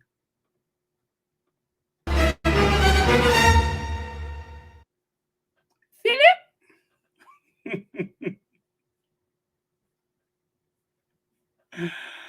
Oh, man. Now, wouldn't that be something if people start saying, like Elvis sightings, that they saw the Queen selling some Mary Kay? Oh, man, that would be rich. Let's see here. So, Eugenie and the bartender may move to California. If you guys remember, there was Harry and yes, thank you for reminding me. I almost forgot. I love Tammy Duckworth. A double amputee war vet went with the U.S. team to The Hague. Yes, so you had the transportation secretary and Senator Tammy Duckworth from Illinois, who I think her helicopter was shot down in Iraq. I believe that's how those injuries happened. Yeah, she's a mother as well as a United States Senator. And of course, a Democrat. Yeah, thank you so much, Ruth Lopez. I almost forgot about Tammy Duckworth being there. Yeah, so if you guys remember, light-skinned Harry was at the was it Super Bowl? Yeah, it was at the Super Bowl, right? Yeah, I think it was a Super Bowl. Yeah, so light-skinned Harry was at the Super Bowl, and people were surprised to see Eugenie there. Just like people were surprised to find out that her husband is a bartender. Okay. Philip will be my guinea pig because Lord knows he needs to moisturize with his crypt keeper looking self. Oh man, when they had that cartoon on HBO, I could see why people were outraged. It was funny though. I did watch it. And anyway, there goes Eugenie and Jack. I like them. I think as a couple, they're very, very sweet. Very sweet. And as you can see, they love the sunshine. They love the outdoors. They would be perfect for California. Who knows? They may be there now. Mary Hiker say, hey, y'all, just got back from my post-op. Everything looks good, and I can read street signs. Oh, you had cataracts, right? Everything is is clear. Oh my God, what a difference. Hey, Baron Squatties. Well, I'm so happy for you. I'm so happy for you. That is wonderful. Well, congratulations. Everything went well, and we are very happy for you. Thank you for sharing that good news with us. Iris Demonia says, no amount of Mary Kay or Avon would help Camilla. Yeah, I think where that's concerned, you have to think outside the box. Now, any place where there's a lot of historic homes, you have skilled plasterers, by the dozens. I'm just saying. I'm just asking for a friend. You have skilled plasterers that may be able to, do God's work. Monthly Google Trends. Well, look at that. Look at that. Prince Harry last month was, let me see, you got the FA Cup. Is that Glenluca? Whatever that is. And Ken Block. I don't know what that is. But anyway, look at how Harry was trending in the monthly trends according to Google. And I think that is for the UK. Maybe. Let's see right here. Leg says Harry and Meghan gave Eugenie and Jack a taste of freedom. Super Bowl, bike ride, playing in the ocean, having fun at the restaurants. Why would you ever go back to the UK? Yeah, I mean, there's bars all over the West Coast. So Jack could easily get a job. And as for Eugenie, she has a college degree in something. Plus, she's a royal princess. So Santa Barbara is just perfect for them. Yeah, I think so. That would be a good idea. Yep, I like it. Thank you, Lex, for the super chat. And thank you for watching Royal Sussex. Okay, now right here. This is why you got to pay attention. And this looks like something that I would have done. So this poor person right here, you see the ma'am or sir with the baseball cap on, wanted to go to Sydney, Australia to enjoy some sun. Well, instead of going from New York to Sydney, Australia, they went from New York to Sydney, Montana. Okay, there's a difference of almost 8,000 miles.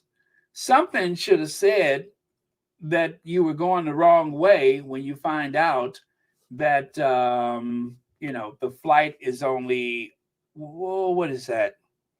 Maybe 3 hours compared to 12 hours, 11 hours, whatever it is, 10 hours, 11 hours. Obviously something is wrong. And so the person said they realized they were in trouble when they started seeing snow. Who does that? Now, I heard a story years ago where someone heard a call for a flight, now boarding, flight to Auckland is now boarding. Well, this person was trying to fly to Oakland and ended up in Auckland, New Zealand. Now, this was before the electronic ticketing, of course. But yeah, so that person ended up in Auckland, New Zealand, instead of Oakland, California.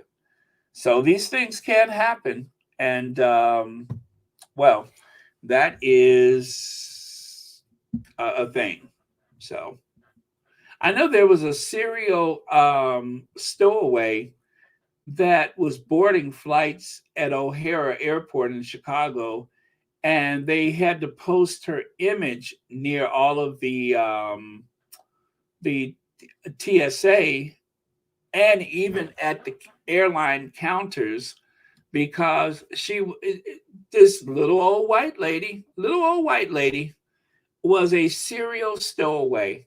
You know how sometimes you see where they have that senior citizen that is a kleptomaniac or a serial shoplifter?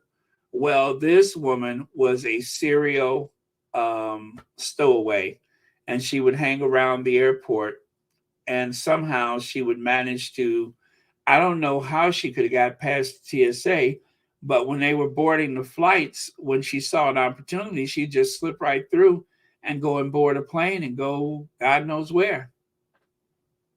So, yeah, I guess it's the thrill of it. Now, speaking of the thrill of it, yesterday we had a lengthy discussion about these kicks. And I said in all of my prudish oratory that I thought it was rather, I don't know, I just kind of frowned upon someone who is of her maturity with her legs constantly, her leg constantly in the air. I just think it sends the wrong message to our children. That's all I'm saying. And so, since we were on the topic, I thought I would share a few images so you guys can see my point of view. I mean, I just think it's a bit peculiar that, you know, that leg is constantly, I mean, what does it say when a person when a person has at least one heel pointed to the sky at any given time? But as someone told me yesterday, she's living her best life. Leave her alone. All right, I'm just saying. Perpetual scene stiller Jennifer Lewis isn't done bearing her soul or the bottom of her shoe. So, not bad. What is she, 66? Not bad at all. Good for her.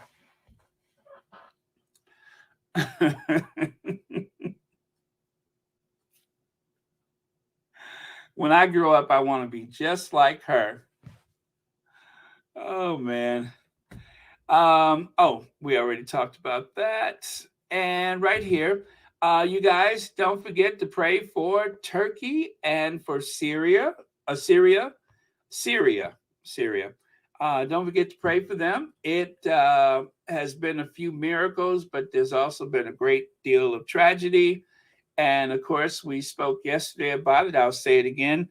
Pedo also mentioned it today about making sure that you support the proper charities. Make sure it's someone that you trust. But I can't say the name of the app, but there's a certain app that people have used for charity. And there's been a lot of fraud associated with that. So for something this big, I don't think that app is the proper place to go. Okay. So just make sure you stick with something traditional like the Red Cross or something that, you know what? I looked yesterday and I didn't see anything, but I'm going to take a look today and see if Archwell has anything. But of course, you guys do know about World Central Kitchen, so I don't have to tell you that's a safe bet. And, we know Chef Andreas. We love Chef Andreas. He's in that circle of trust, so that's one place you can consider. And I'm waiting to see or hear whatever the Sussexes are doing, and then maybe that's where I will throw my support. But yeah, so just something to think about. Just be careful with the charities. God sees everything, but we need to give God a hand with this one because those perpetrators are just looking for opportunity. And that money really needs to go to people who have lost everything and in some cases have lost everyone. So let us be careful. Let me see. What's that? Black Queen says, Baron, let that lady live. She's fabulous. I want to be able to kick that high when I'm her age. Oh, man. I could just imagine what it's like to be standing next to her and all of a sudden kick. Kick.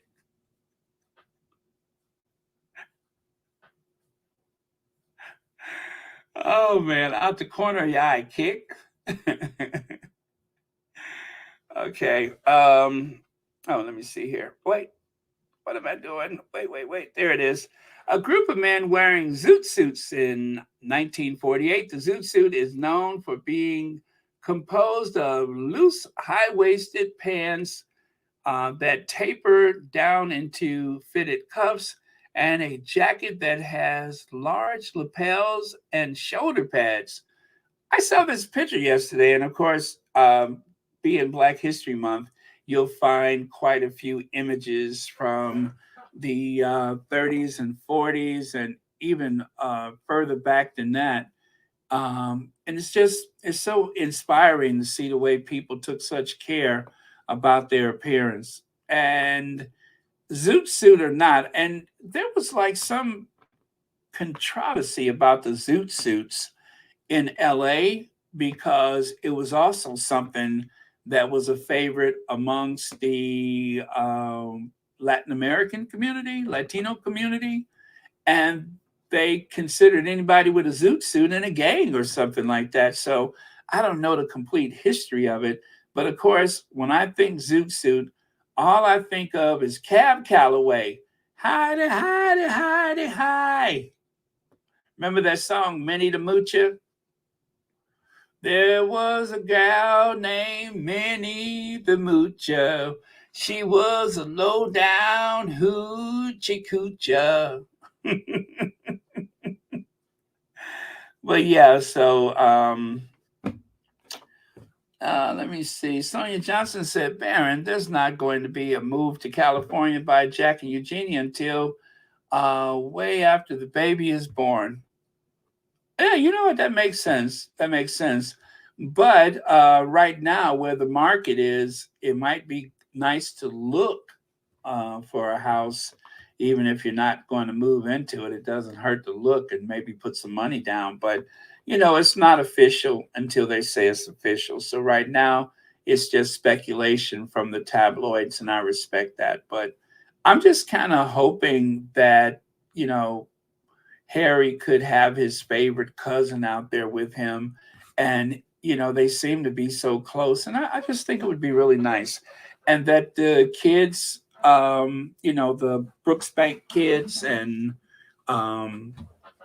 the Sussex children would have that extra family out there. Not that there isn't family from Doria's side, but I just thought it would be nice for everybody involved. So on my behalf, it's not that I'm just eager to feed into the narrative from the tabloids, but I'm just thinking what would be really cool for everybody involved is all. So that's all.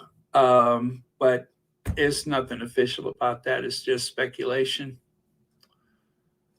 All right. Plus, you know, being a bartender, he doesn't make a lot of money, but he could make a lot of money in LA.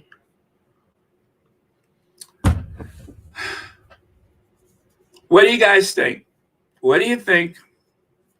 Sydney Beckles, 21. Since almost everyone says I look like Meghan Markle, here's some pics where I kind of see it. It's almost, I don't know what to say. It just, yes, I see it. I see it. Now, I had to find some photos that were more modestly appointed. I was kind of embarrassed with some of the outfits she was wearing. So I tried to find something a little more modest. But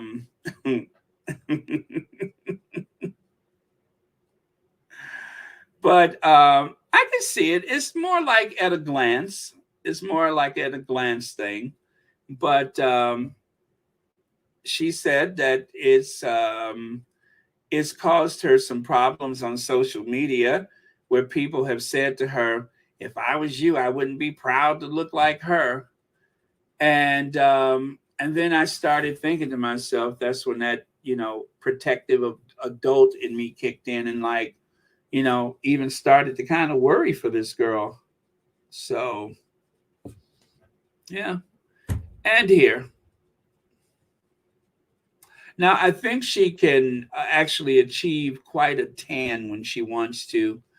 But there you go. You can see where she's like super tan right there. Yep. So that is Sydney Beckles. And she's 21 years old, and I think she's in college. Let me see, Baron. It was the same here in Britain. My dad had a zoo suit like those right up until he died in 2020. I'm sorry, 2021. Not sure who took it. Oh, really? Okay. And you know, with the zoot suit, you had to wear the watch, the chain with the watch or whatever. You had to have that long chain hanging down. I mean, I remember back, I want to say it was in the late 70s, where around the, oh, you know what? You know what? I know where that came from. They started wearing them on Soul Train. There was a few people on Soul Train that was wearing the zoot suit. And I recall that occasionally during the disco era, you would see guys, wearing the zoot suits. I'm not even sure that that's what they called it, but I know what it looked like. And I do believe that they were wearing them back in the late 70s to do with the disco era. So, okay. And that is Crown Princess Mary. They don't call their Crown Princess Princess of Wales or a title like that. They refer to the heir's wife as, or to the future sovereign as the Crown Prince or Princess. So she is married to Crown Prince, I think, is it Eric or Friedrich or whatever? So anyway, that is Crown Prince Mary. She's 51 years old. And because I am messy AF, I decided that I would share a picture of a 41-year-old to show a contrast between a 41-year-old, and a 51-year-old. I ain't have nothing better to do. Thank you so much, Educate You Too. Thank you so much for the super sticker, and thank you for watching Royal Sussex. So there you have it. The contrast between that of a 41-year-old and a 51-year-old. Well, anyway, they had an article today about how youthful Crown Princess Mary appeared. You may remember there was a visit from the House of Windsor, the first solo trip abroad that a 41-year-old woman in the royal family ever took was to Denmark. Let me say that again. I don't think you guys heard me. The first solo trip abroad that a 41-year-old princess who has been around a royal family for over 20 years, married into that family some 11 years ago, and the first solo royal tour happened last year. And to date, no one in Denmark is even sure why she was there. And then if that's not enough, if you think that's puzzling, why don't the people of Denmark know why she was there? The truth is, she don't know why she was there, but she showed up anyway. Hair extensions, smiling, head tilted to the side, all that. And nobody knows why she was there, but she was there, hand jiving, head tilted. Bob Fosse?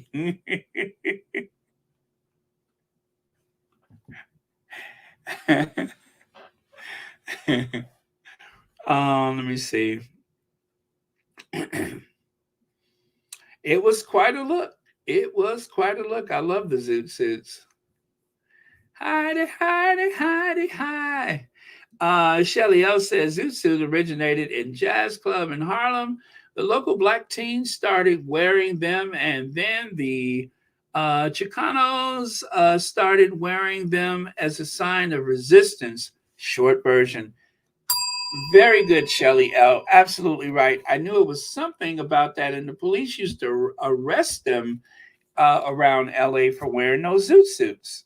There was like, I saw like a whole pictorial about the Los Angeles police and all of the local kids that would get in trouble for wearing their zoot suits, and they would even make them strip them, or they would cut them off of them, or they were very brutal about that. And I don't know what the fuss was about, but for whatever reason, the police saw it as some type of criminal activity was associated with wearing a zoot suit, and that and they would arrest or even beat them for wearing them.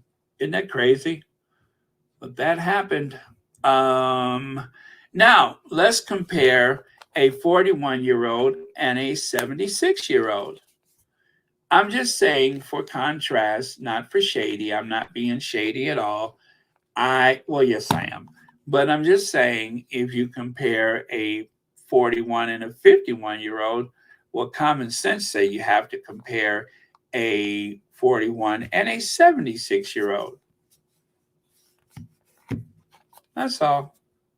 No shade. And of course, if you really want to be fair, then you have to do the what did they call it? The battle of the best or the best of the best? What did they call that with the singers? Well, you have to contrast one princess with another princess. 41 years of age and 41 years of age. Not that it's necessary or makes a difference, but because I have nothing better to do,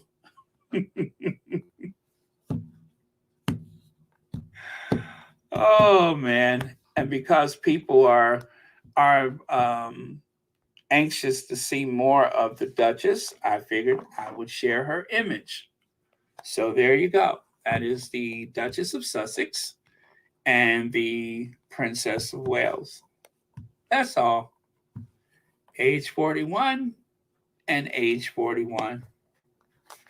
That's it. I mean, I'm not being shady. I'm just showing how, yes, I am.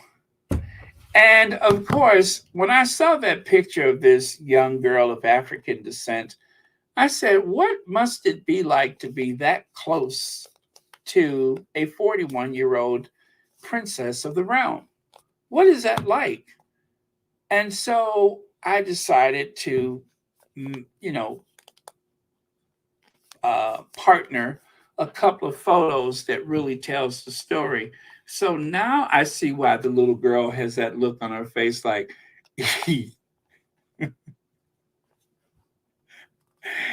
oh, that's why the little girl has that look on her face.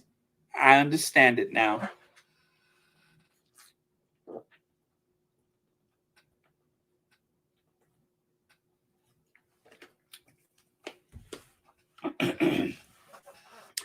Shady, shady for being so shady.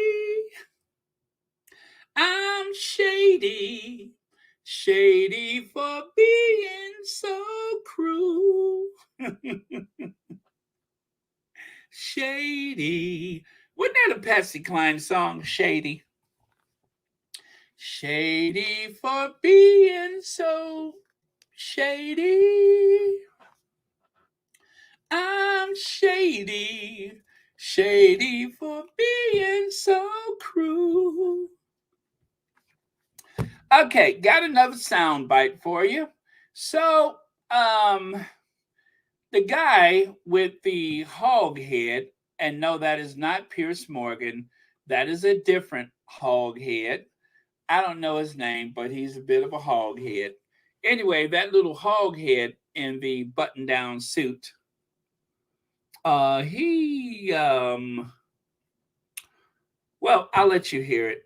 I'll let you hear it for yourself. Oh, wow, that story about Boston. Even the Boston Herald is talking about it. Oh, good. Good. Leave a little bad taste in the mouth, why don't you? Yeah, I can see even the Boston Herald has taken up the story. Let me see what the Boston Herald is saying.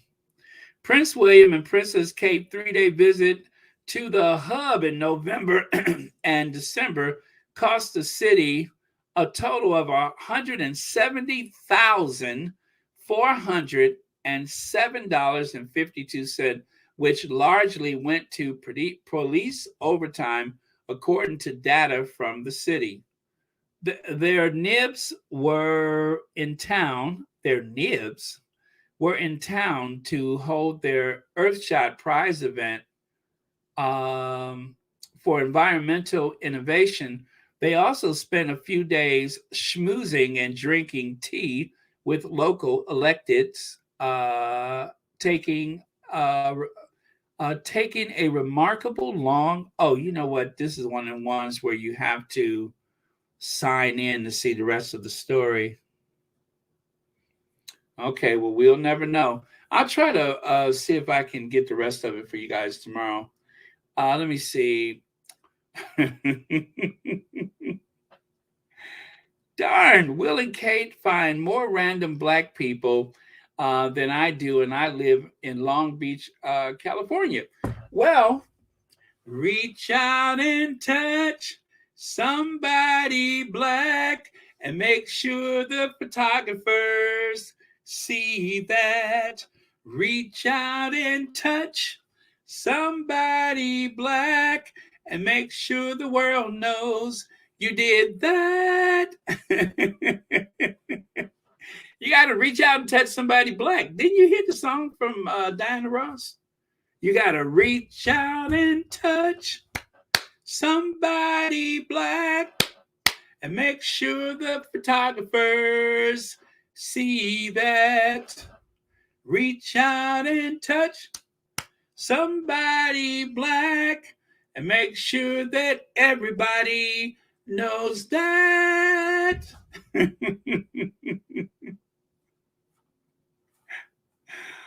That's what you got to do. You got to reach out and touch somebody Black.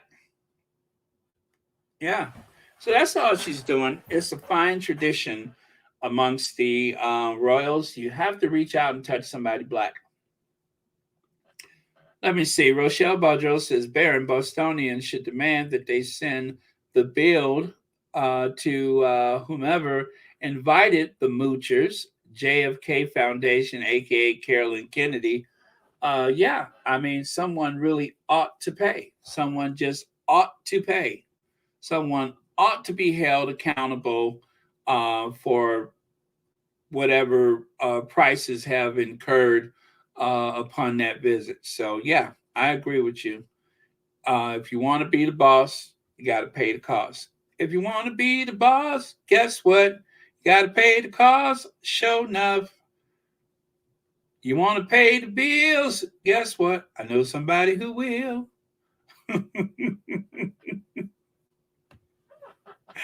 I like this song. What was it called? Guess what?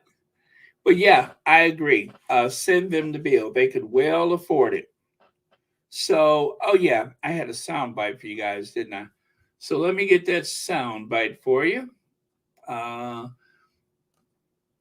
Reach out and touch somebody Black and be sure the photographers see that.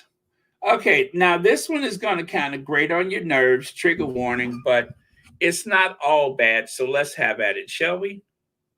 I finished reading Spare. And it is very much all about, Harry is basically saying, I've been traumatized with my mom's death. None of us speak about anything in this family. I've lived in a gilded cage my entire life. So you look at us and you think, what a great royal life. They can't do anything. They have no privacy and they don't talk to one another. He literally feared for his life. He did think his mom would come back one day, that she didn't really pass.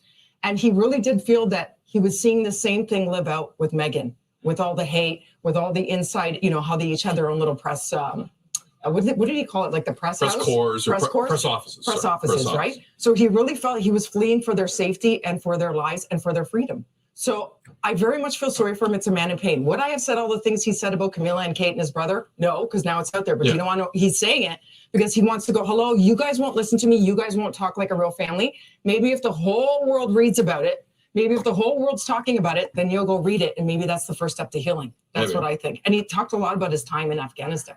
Like he served and he went through it. And how many people he shot? That's no joke. I think it was over 20. But when he talks about what war is and how mundane it is, you're staring at dunes of sand, and then all of a sudden you get the call and it's go time and it's your life or theirs. It was an incredible read. Okay. Did you guys get that the first time, or do you need another one? So I think by and large, she was being very supportive. He, of course, took a little sound bite from the tabloid media. Oh, where he mentioned how many people he shot? That's in the book. That's in the book. Be that as it may, it's amazing. It's amazing that a book written with the words of Harry and read by the woman, and she gets it better than the man. She is hearing this in a man's voice. And to show you how brilliantly the book was written, as Harry said, my words, these are my words. The book was so well written that she was able to not only take in and have a good understanding of what was said, but she could also convey it. Although she was talking very fast, and although, you know, she went through the trouble to read the book, and she took away so much. But he who hasn't read it probably and just depends on the sound bites from the tabloid media. Well, he did. He talked about shooting people, didn't he? Didn't he? That's in the book. That's in the book. I was rather irritated with him. So, but yeah, you get the point. So I'm glad she read the book. I'm glad she shared it. I'm pretty sure that there is a tacit recommendation of some sort to go out and get the book yourself. But yeah, so I like what she said. She's also very cautious as probably by nature. I wouldn't have said this, I wouldn't have said that, but she appreciated his need to say it based on the fact that his life was as he said it was, and that he could not get people to listen otherwise. And so he did what was necessary to get the message across, whether or not it made people uncomfortable. So you guys, there's a link for Claire Kane, who has a channel with some very well-made videos. So make sure you support Claire Kane. And what is this one right here? Is this a different link or oh no, that's Claire Kane's. So did you send me another link? I thought I saw one. Oh, Selena Johnson. You want to be the boss? Guess what? You got to pay the cost. Sure enough, won't pay the bills. I know somebody who will. Now, I don't see a ring on that finger. Oh, I love that song. Boom, doo doo doo doo. Oh, man. Lydia, what you know about that song? Dun, dun, dun, dun, dun.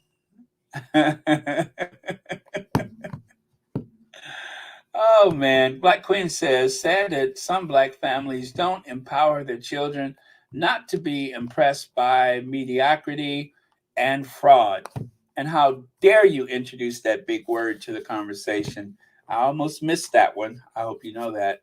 But yeah, you're very right. Oh, and by the way, Shelly L., I think I owe you a bell from earlier for your super chat. Let me see here. Oh, you're welcome, Sonia Johnson. All right. Yeah, the endless boring sand, right? Oh, sorry about that. Yeah, I've never had a chance to like spend time in the desert, but I hear that it is somewhat spiritual in some ways, and I would like to do that. I really would. I wanted to go to Morocco back in 2018, but I just didn't have time to go. But it would have been really cool because I wanted to spend some time in the desert and, you know, actually see the dunes and everything. That would have been interesting. Right? Selena. That I love that song. She's good. She's good. It's kind of some old school vibe to it. Okay, so got us another one. We got us another one. Oh, you think about Ross Perot every time you hear that song? Crazy. Oh yeah, Crazy. Ross Perot. Yeah, he did. That was like part of his presidential campaign theme, now that I recall. So that is, oh gosh, what's her name?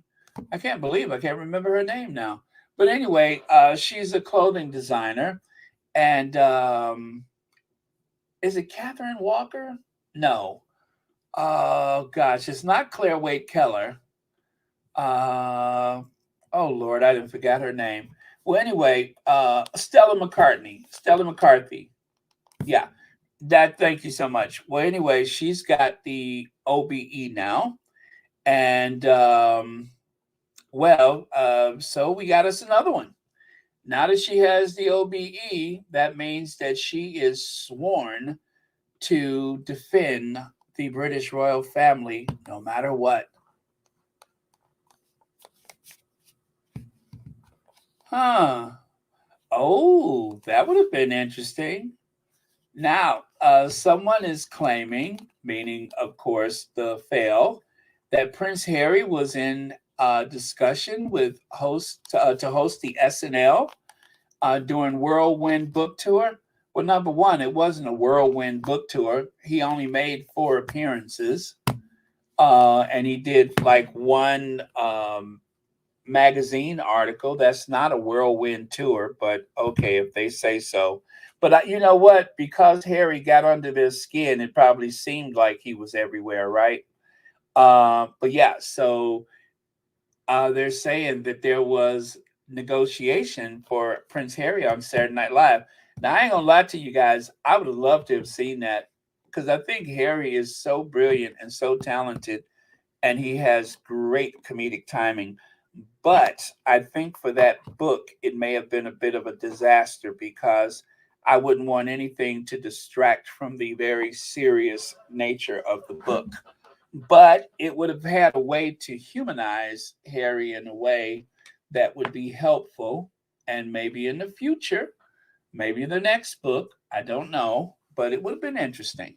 It would have been interesting.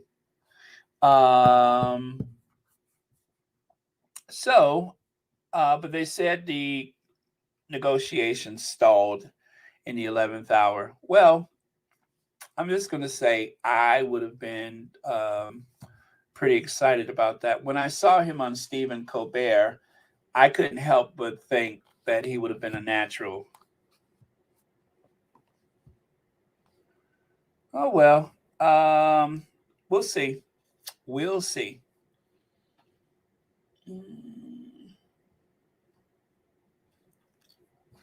All right, so that is Stella McCarthy. She has... All right, and then yesterday, BBC apologizes for mistaking Beyonce for Viola Davis in Grammy coverage.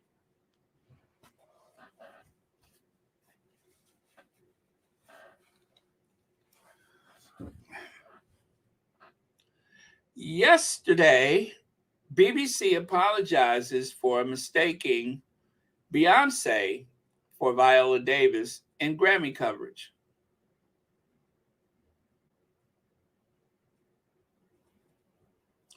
Yesterday,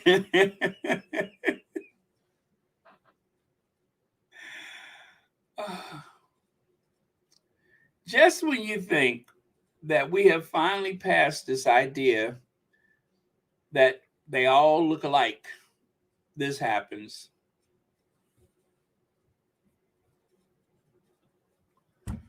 Netflix announces cast for new drama based on Prince Andrew's Newsnight interview. Gillian Anderson, Keely Howes, Billy Piper will all appear in the new film. So Netflix is at it again. Netflix has decided to help the royals tell their story. Now, I can't wait for that one. I cannot wait for that one. Should be interesting. Should be interesting. Well, let's wait and see. Let's wait and see. But I have had my membership to Netflix for, I want to say, at least 10 years, and I have zero chance of giving it up. I haven't turned it off one time. I think yeah, there's always somebody watching it. Somebody in the family's watching it, so I don't care. But yeah, I've had it for about 10 years, and I love me some Netflix.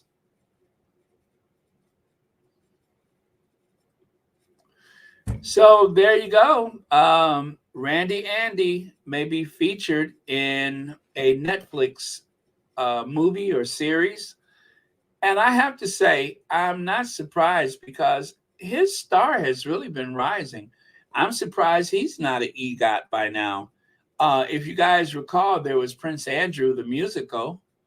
Yeah, the Great White Way, as they say, has actually had a premiere of an Andrew the musical, Prince Andrew the musical.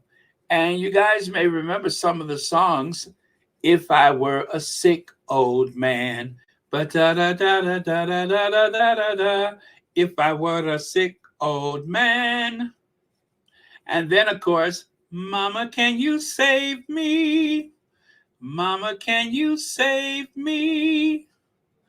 That was, of course, the story of a young Gentile boy who grew up to be quite a perv.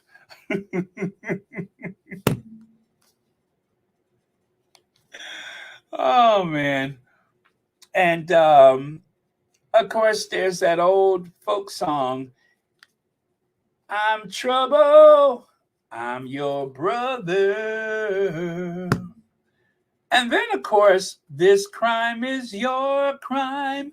This crime is my crime. From South Florida to the Maxwell apartment, as I ate pizza and climbed in the bathtub. This crime's for you and me. Remember that song?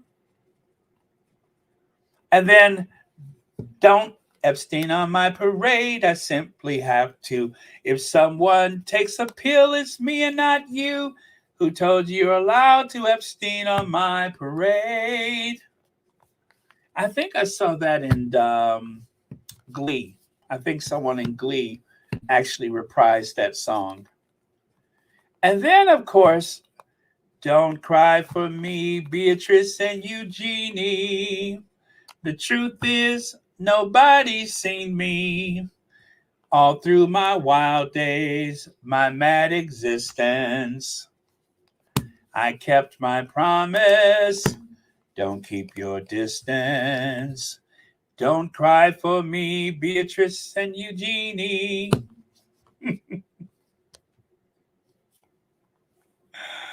Oh, man.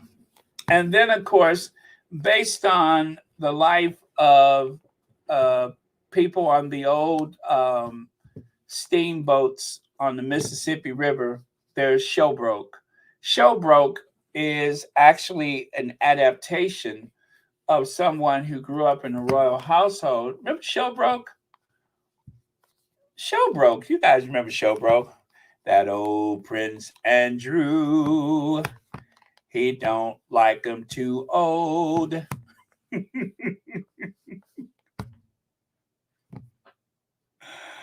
Oh, man. And who can forget Fats?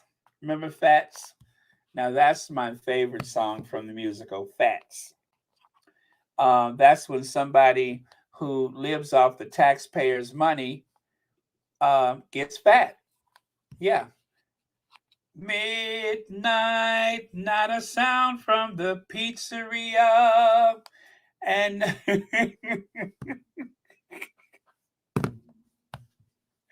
yes, not a sound from the Pizza Express.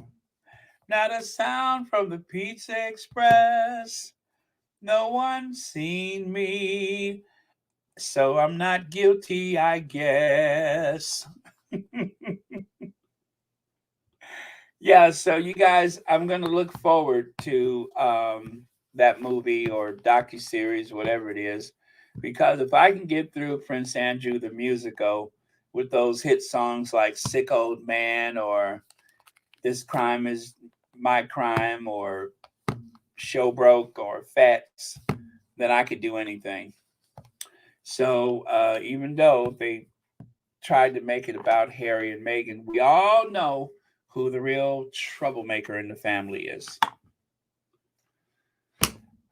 Okay, now, as you guys know, I am totally obsessed with showing the latest places where Prince Harry's book has made a big splash, right? So the Croft residential home, our residents enjoy one-to-one interactions with our carers this week. Yeah, PETA, I guess that's right, PETA was happy to receive a copy of Prince Harry's new book, Spare, as she's been discussing it with her friends, Anne and Vera, treated like a chocolate tea classic, the Curly Whirly. What the hell are they talking about? Oh, all right. Maybe that's a little graphic for my taste. Anne and Vera were treated to, oh, she's eating a piece of candy. Okay. I thought perhaps they had ordered some exotic dancers or something. I'm like, wait a minute. I thought that was code or somebody's, stage name. Curly Whirly, chocolate tea classic. I thought they had ordered some male strippers, but no, they're talking about. All right, so I got that wrong.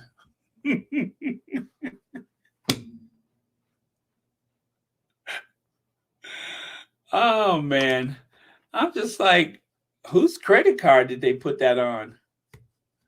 You never know what those pensioners get up to. You know what I mean? So who knows? Well, anyway, congratulations, PETA, Anne, and Vera. Congratulations. And I hope you guys enjoy Spare. Please tell me what you think about Prince Harry's Todgergate. And I hope that none of these people were ever into horses and near a pub on some deserted road in the English countryside. And with that, you guys, I am done. What's that? Curly Whirly? Is that the stripper's name for?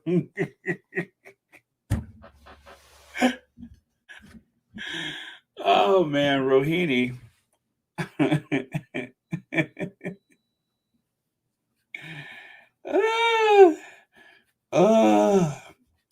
Okay, you guys, thank you so much. Thank you for your generous contributions to Royal Sussex. And thank you, moderators, for keeping this a very safe space. Couldn't do it without you guys. And special thanks to everyone who participated in the Royal Sussex book drive. It got off to kind of a weird start, but eventually we got there, and thank goodness for that. Also, let me see here. What am I missing here? Oh, Anna's coming on soon. Very good. Let me see here. Hold on. I got it. There we go. And I know what I was going to say. Thank you guys for.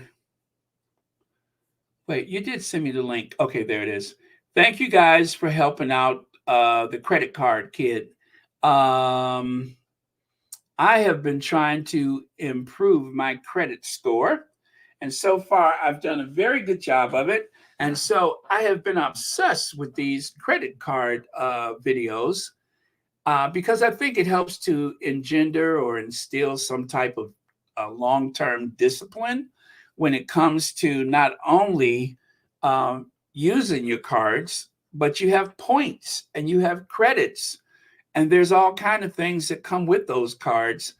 And I like to take advantage of everything in this economy. So and thank you, Lydia, for that. This one kid that I was looking at his channel, and I saw that someone made some very disparaging comment toward his channel and about the way he presented himself. And I was like, I don't like that. So I made sure that I liked the video. I also subscribed. And anyway, some of you guys have used the link on the community tab and have gone over there. And I hope that goes a long way to help him build his channel. So thank you all, everybody who went over there and subscribed. I hate when people pick on the young people, the kids. You know, it's so many things. And I'm sure the person who did that, well, I don't know about the person that did that, but I just didn't like it.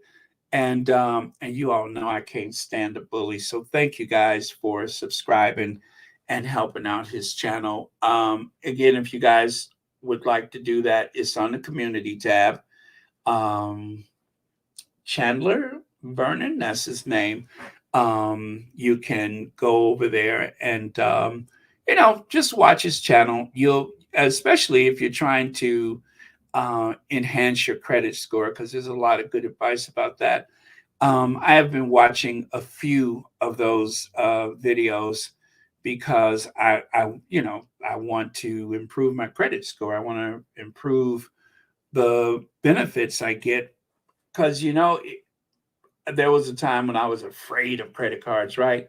But the thing is, when you don't have one, it's unfortunate, but you pay more for everything in life when a lot of people are just sitting on the plane riding for a few dollars and you've paid full price and everybody's getting there at the same time, right? I've been that person myself. I'm still that person. But if I could actually get some of those benefits and learn how to use them, then I could fly somewhere for pennies on the dollar. So that's what my project is for this year. I have managed to straighten out my credit score in the past year. So next, I want to start taking advantage of some of those things. So 2023, you guys, let's be more disciplined and vigilant, not only about our financial lives, but about everything in our lives. What we put in our bodies, how we watch social media and such, where we make our generous contributions, right? All of those things. It's a good time to take good care of yourself. And also, along with that, if you find yourself in a situation where you just, I don't know, out of the blue spontaneously kick your leg up in the air, well, make sure you're aware of where you're kicking and who's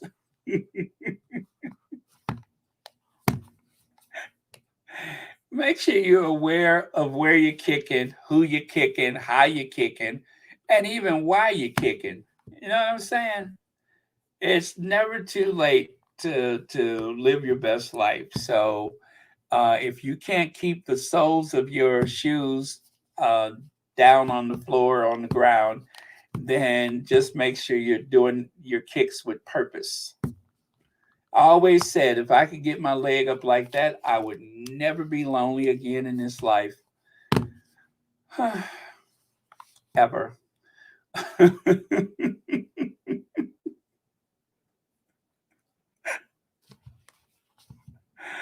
Oh, man. So, yeah, again, thank you guys. I really appreciate that. I had made a comment and he was like, well, thanks for sending all the people over. I'm like, the people? And I looked, I was like, come on, Sussex squad. That's how we roll. That's how we roll. Yeah. And so, yeah, and thank you guys for being so supportive to this channel. I like to say, ride or die. Ride or die. You have picked the wrong chicks to mess with. Say hello to my little friend, right? Say hello to my little friend. Well, anyway, that's enough of all that Who Shot John. But yeah, so that's what I'm doing right now as I'm trying to get that stuff straightened out. Yeah, so that's one of my projects. Also, I decided I do not like this monitor, so I'm going to take it back to the store and I'm going to do something else. I'm going to have to do some other kind of thing because the monitor is just not bright enough for my taste. You know, it's just weird. You got one screen that is like super HD. I mean, it's like so the screen is so quality on the Mac that it feels like you could stick your hand in it. But the other one is kind of So I'm going to take it back to the store and I'm going to do something else. But since I spend so much time in front of the computer, I might as well make sure it's right. Right. Okay, you guys, that's it then. I don't know when Anna's coming up, but do enjoy. Again, make sure you guys go over and support. Support all of the channels, but Claire Kane has made some really cool videos, and I am my Duke and I was on earlier, but yeah, anyway, I am super impressed with the quality, and you will be too. So if you have not liked, subscribed, or shared, I recommend you do that. It is very important for the community. So, and with that, I am going to look for a last comment of the day. Let me see. Oh, Lord, need to speak on what? Let me see. Major news has happened, and I feel like, there aren't much people really raising awareness for this, and I really wish that people would. Oh, Lord. Okay, never mind. Y'all know who that was. Oh, man. Somebody's trying to get back. Okay, so we're good. Let me see. Okay, we're packing this up. Thanks, Mod, for all you do. Baron, keep it loose. Someone grab the laughs and the soapbox we need.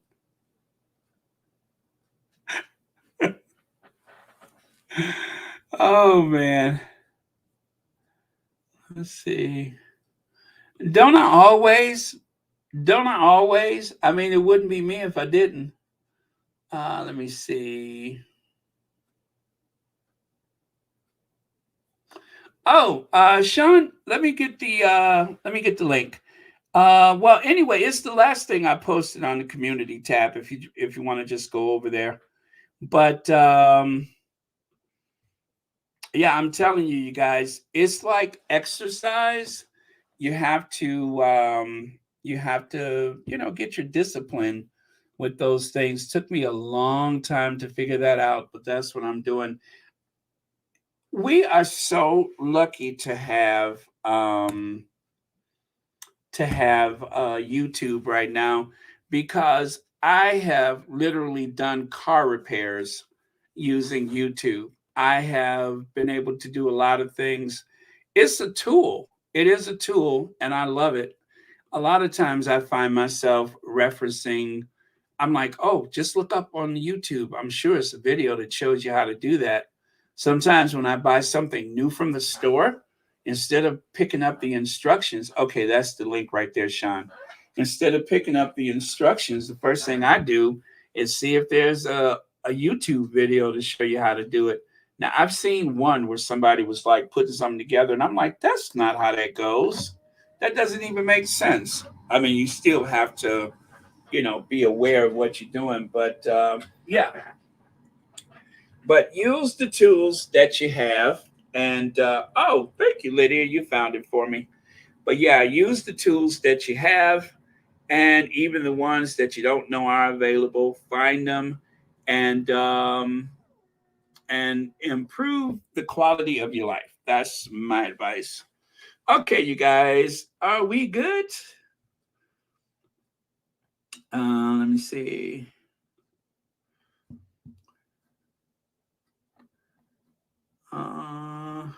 Really?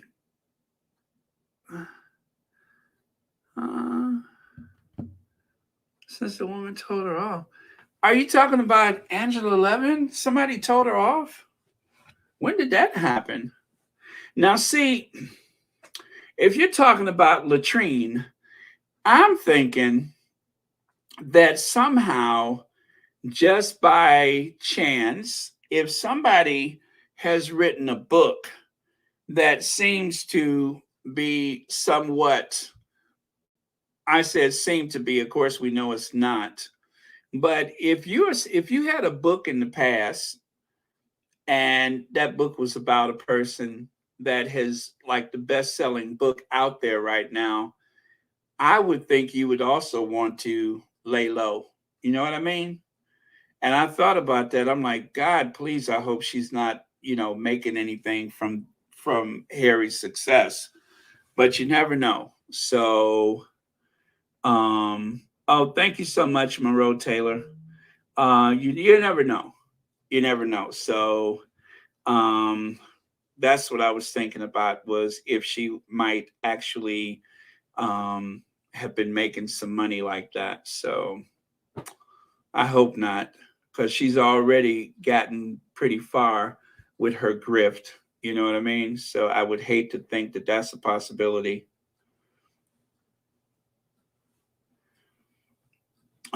stuck in.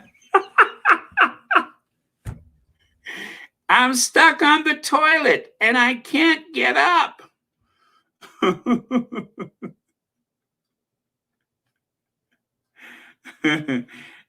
I'm falling and I can't get up. Oh man. Well, that's what I was thinking. I hope that there was no confusion and somebody didn't just by mistake. Now I have to say though, when I search on Amazon, if I put Prince Harry, the first thing it does is take me to his book. But I'm wondering, is that just my algorithm, or is or is it somebody else's? So, oh, thank you, Sean. But yeah, that's what I was wondering. Is it my algorithm or is it somebody else's? So that is something to think about. Oh, wait a minute. Okay, you guys, it's a few minutes to end. So go ahead and get over there if you like. I'm going to wrap things up here. And I will see you guys tomorrow. Now, tomorrow I'm going to try to do shorter than this because this is going on 3 hours. This don't make sense. If somebody asked me, what in the world did you talk about for 3 hours? I don't know that I have an answer. I don't know what I talked about for 3 hours. I know I said something about a pensioner who can't seem to keep her legs on the floor. And what else did I talk about? I talked about a princess and her bartender husband. What else did I talk about? Invictus. Yeah, I talked about a few things. The bartender. And how in the world did we start talking about getting your hair pressed? Yeah. So tomorrow we are only going to be on for 1 hour and 1 hour only. No more of these marathons unless it's New Year's Eve. Okay? No more marathons unless it's New Year's Eve.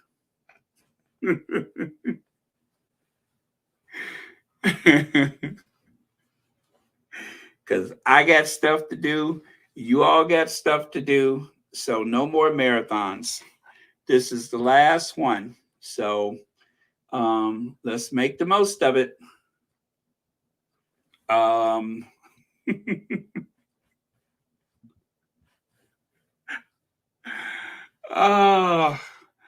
anyway, we're going to do our best, right? Right. Okay. So what else do we have here? Yes, time flies, doesn't it? Cookies and cream. Well, I'm going to tell you for today, there was a lot of stuff that was held over from yesterday. That's what I think. I just love these. Don't you love these ladies? I just love them. I think this is so beautiful. Imagine seeing snow for the first time. How beautiful is that? Well, Tamikia, that's true. That's true. I mean, it is a lot of fun. I mean, where else would I have a captive audience? Nobody in my family listens to me anymore.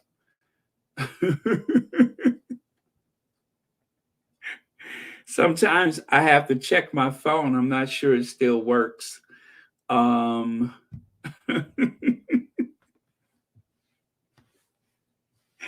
at least I got the squad.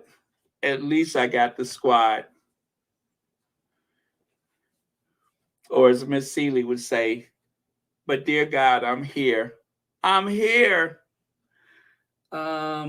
Speaking of here, you know what, guys? I know I got a couple of things at my from my wish list, so I probably need to go over there and get that. I love surprises, so I got to see what's there. Right, right.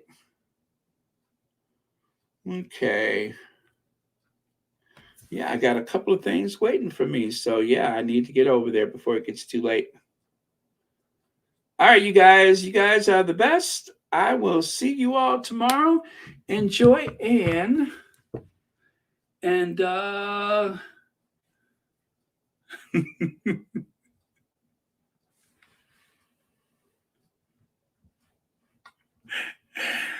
Black Queen.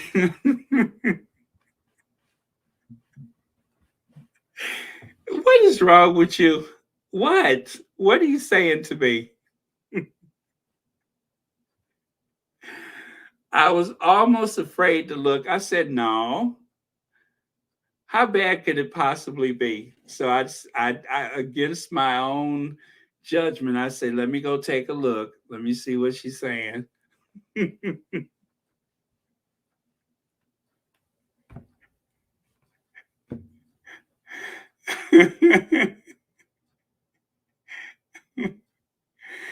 Oh, you got my side hurting.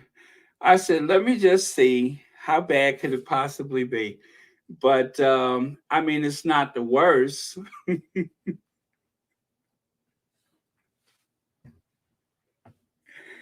But I'm not sure it's fair either. Now, is that fair? Black Queen, is that fair? Oh man. Okay. Hey, Novi D. Oh no, you had a power outage? Oh, I'm sorry. Oh man. You know what? That happened maybe a couple of weeks ago. My power had went out. And that was the night. But well, you know, it was a night. And then I'm like the next day, I hope that it doesn't go out in the middle of Royal Sussex, and it didn't. But I had got my candles out and everything, and probably within a half hour, everything was back on. So, oh yeah, Ginger Lily, we talked about that earlier.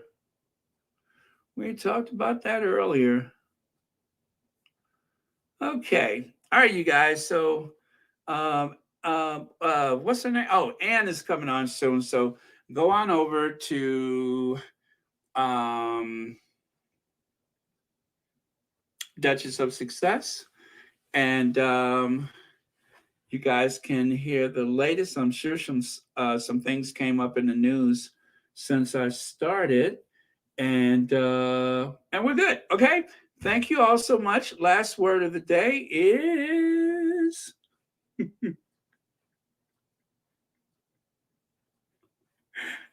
Black Queen, there are whites here, you know.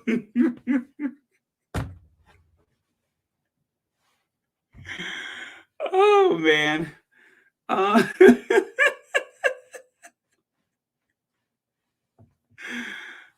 man. Well,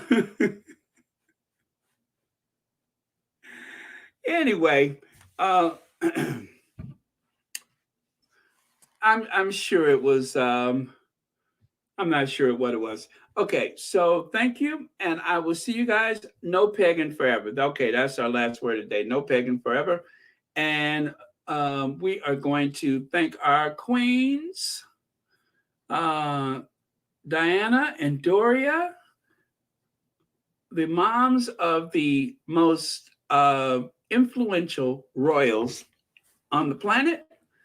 And then, of course, oh, thank you, Dorcas. Thank you so much. Marshar says, I wonder if it's true that Baldy and Botox. I saw that. I mean, you know, the timing. Well, that's a story for another time, but I'm going to tell you what I think. Timing wise, it would be awkward before the coronation because it's another reminder of how dysfunctional the family is, how unworthy they all are for the throne, except for Harry. And of course, how Princess Diana was treated by Charles and all those other things. So the timing would be very awkward. I would say that if there is an announcement to be made, it would probably happen after the coronation. That's what I think, is that it would be poorly timed to do it now, unless there was some reason why they needed to rip that Band-Aid off as soon as possible, so that if there was someone else who would be invited to the coronation, right, that person that person could be there with the person that they're supposed to be with. You know what I'm saying? So that's what I think. But we'll see. But I think that the timing is everything. So the story may get leaked before there's an official, and maybe that's the point. You know what? I gotta go. It's going on 3 hours. It would be a good idea to leak the story, right? And then pretend like it's not happening, just fake it. And then as soon as the coronation is over, we'd be like, yeah, you know what? They were right. We are going our separate ways. So that's a possibility. Okay, that's it, you guys. I am done. Yes, pray for all of the people in those war-torn areas and everything else. Make sure you guys pray, because this world needs prayer, and we need to frolic in the snow as though we've seen it for the first time. Right. Okay. Thank you, Your Majesty. See that? Okay, and that's it, you guys. I'm going to cue Ginger Adventure, and I will see you all tomorrow.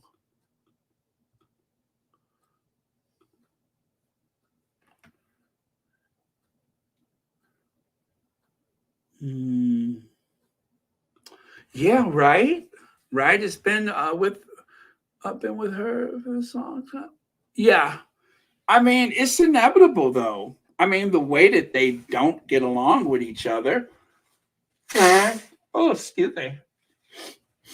The way that they don't get along with each other. I mean, who would be surprised? Oh, by the way, I did make it to the car wash. Oh, my baby looks beautiful. I went early yesterday, and I got home before, all the salt and the dust and stuff kicked up and messed it up again. So, oh boy, it looks beautiful. I hate to move it. See you, Elizabeth Daniels. Hey, did we do Ginger Avenger yet? I don't think so, did we? Okay, I'm going to go. See you guys. Cue Ginger Avenger. And I'll see you over at Ann's while I decide whether or not I'm going to go out. And I will talk to you all tomorrow. And I don't want a Ginger Avenger today. No, Ginger Avenger is better. I like Ginge. Go Ginge. Plus, it's Harry's time right now, isn't it? It's Harry's time. What's that, Connie Balmer?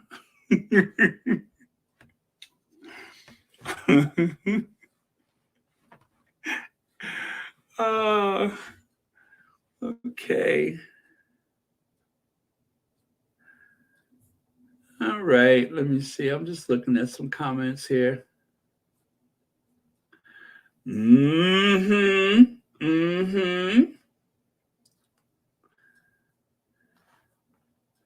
Yes, Harry time. Harry time. Let's do it. Let's do this. Let's do this.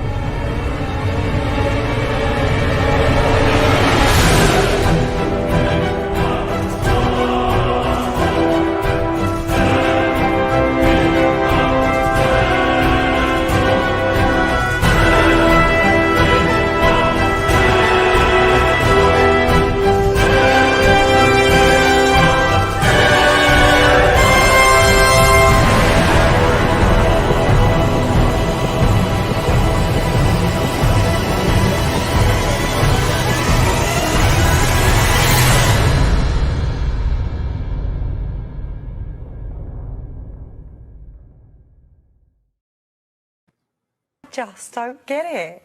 I don't.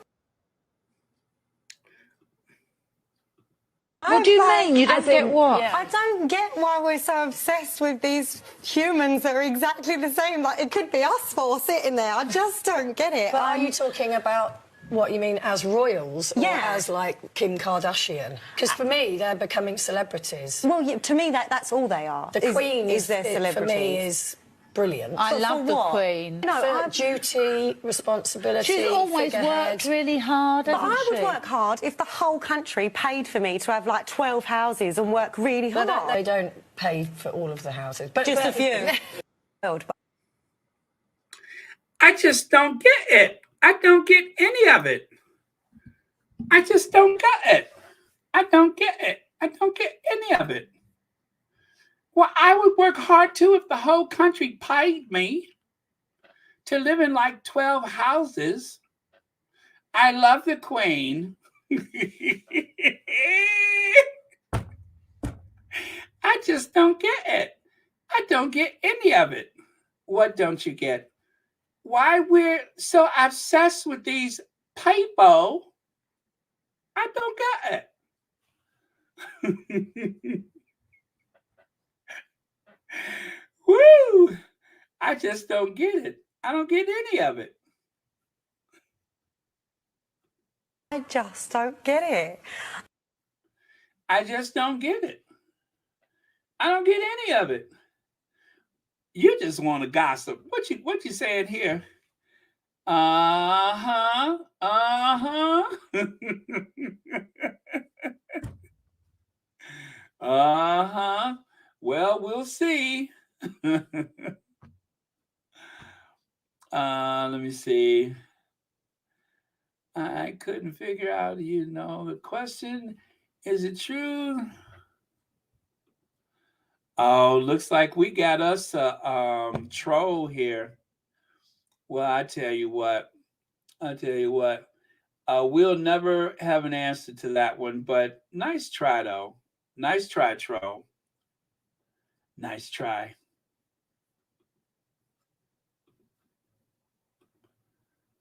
Oh, boy, I tell you, it's always one, ain't it?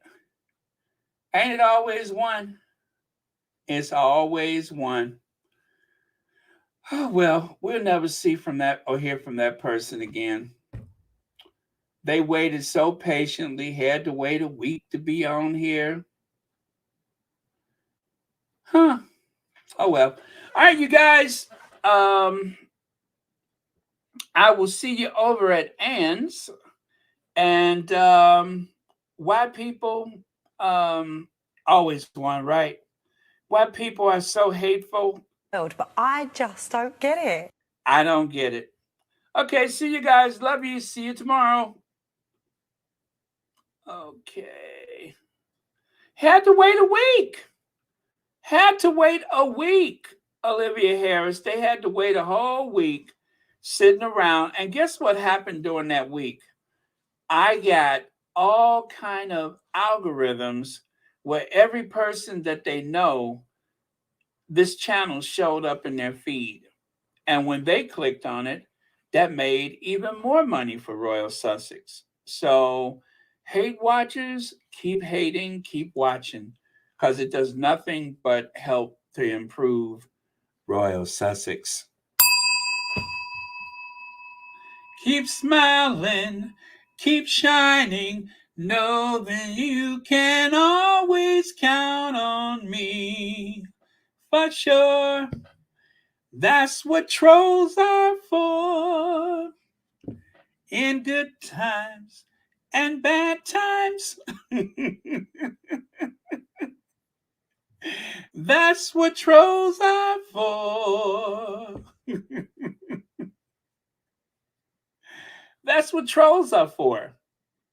They're to help your channel grow and grow and grow and grow with all that hate watching and scheming and plotting. And then they try to introduce something to the conversation like they're just any old standby, right? Meanwhile, the channel is growing in popularity. It makes more money. Everything goes right because they're hating and seething with resentment. Oh, that was a nice try. The last of the last, and they tried to sneak it in there. And anyway, let me go and take a look at the algorithm. Let me go take a look at the analytics so I can see how this person helped Royal Sussex grow. Thank you. Okay, you guys, see ya.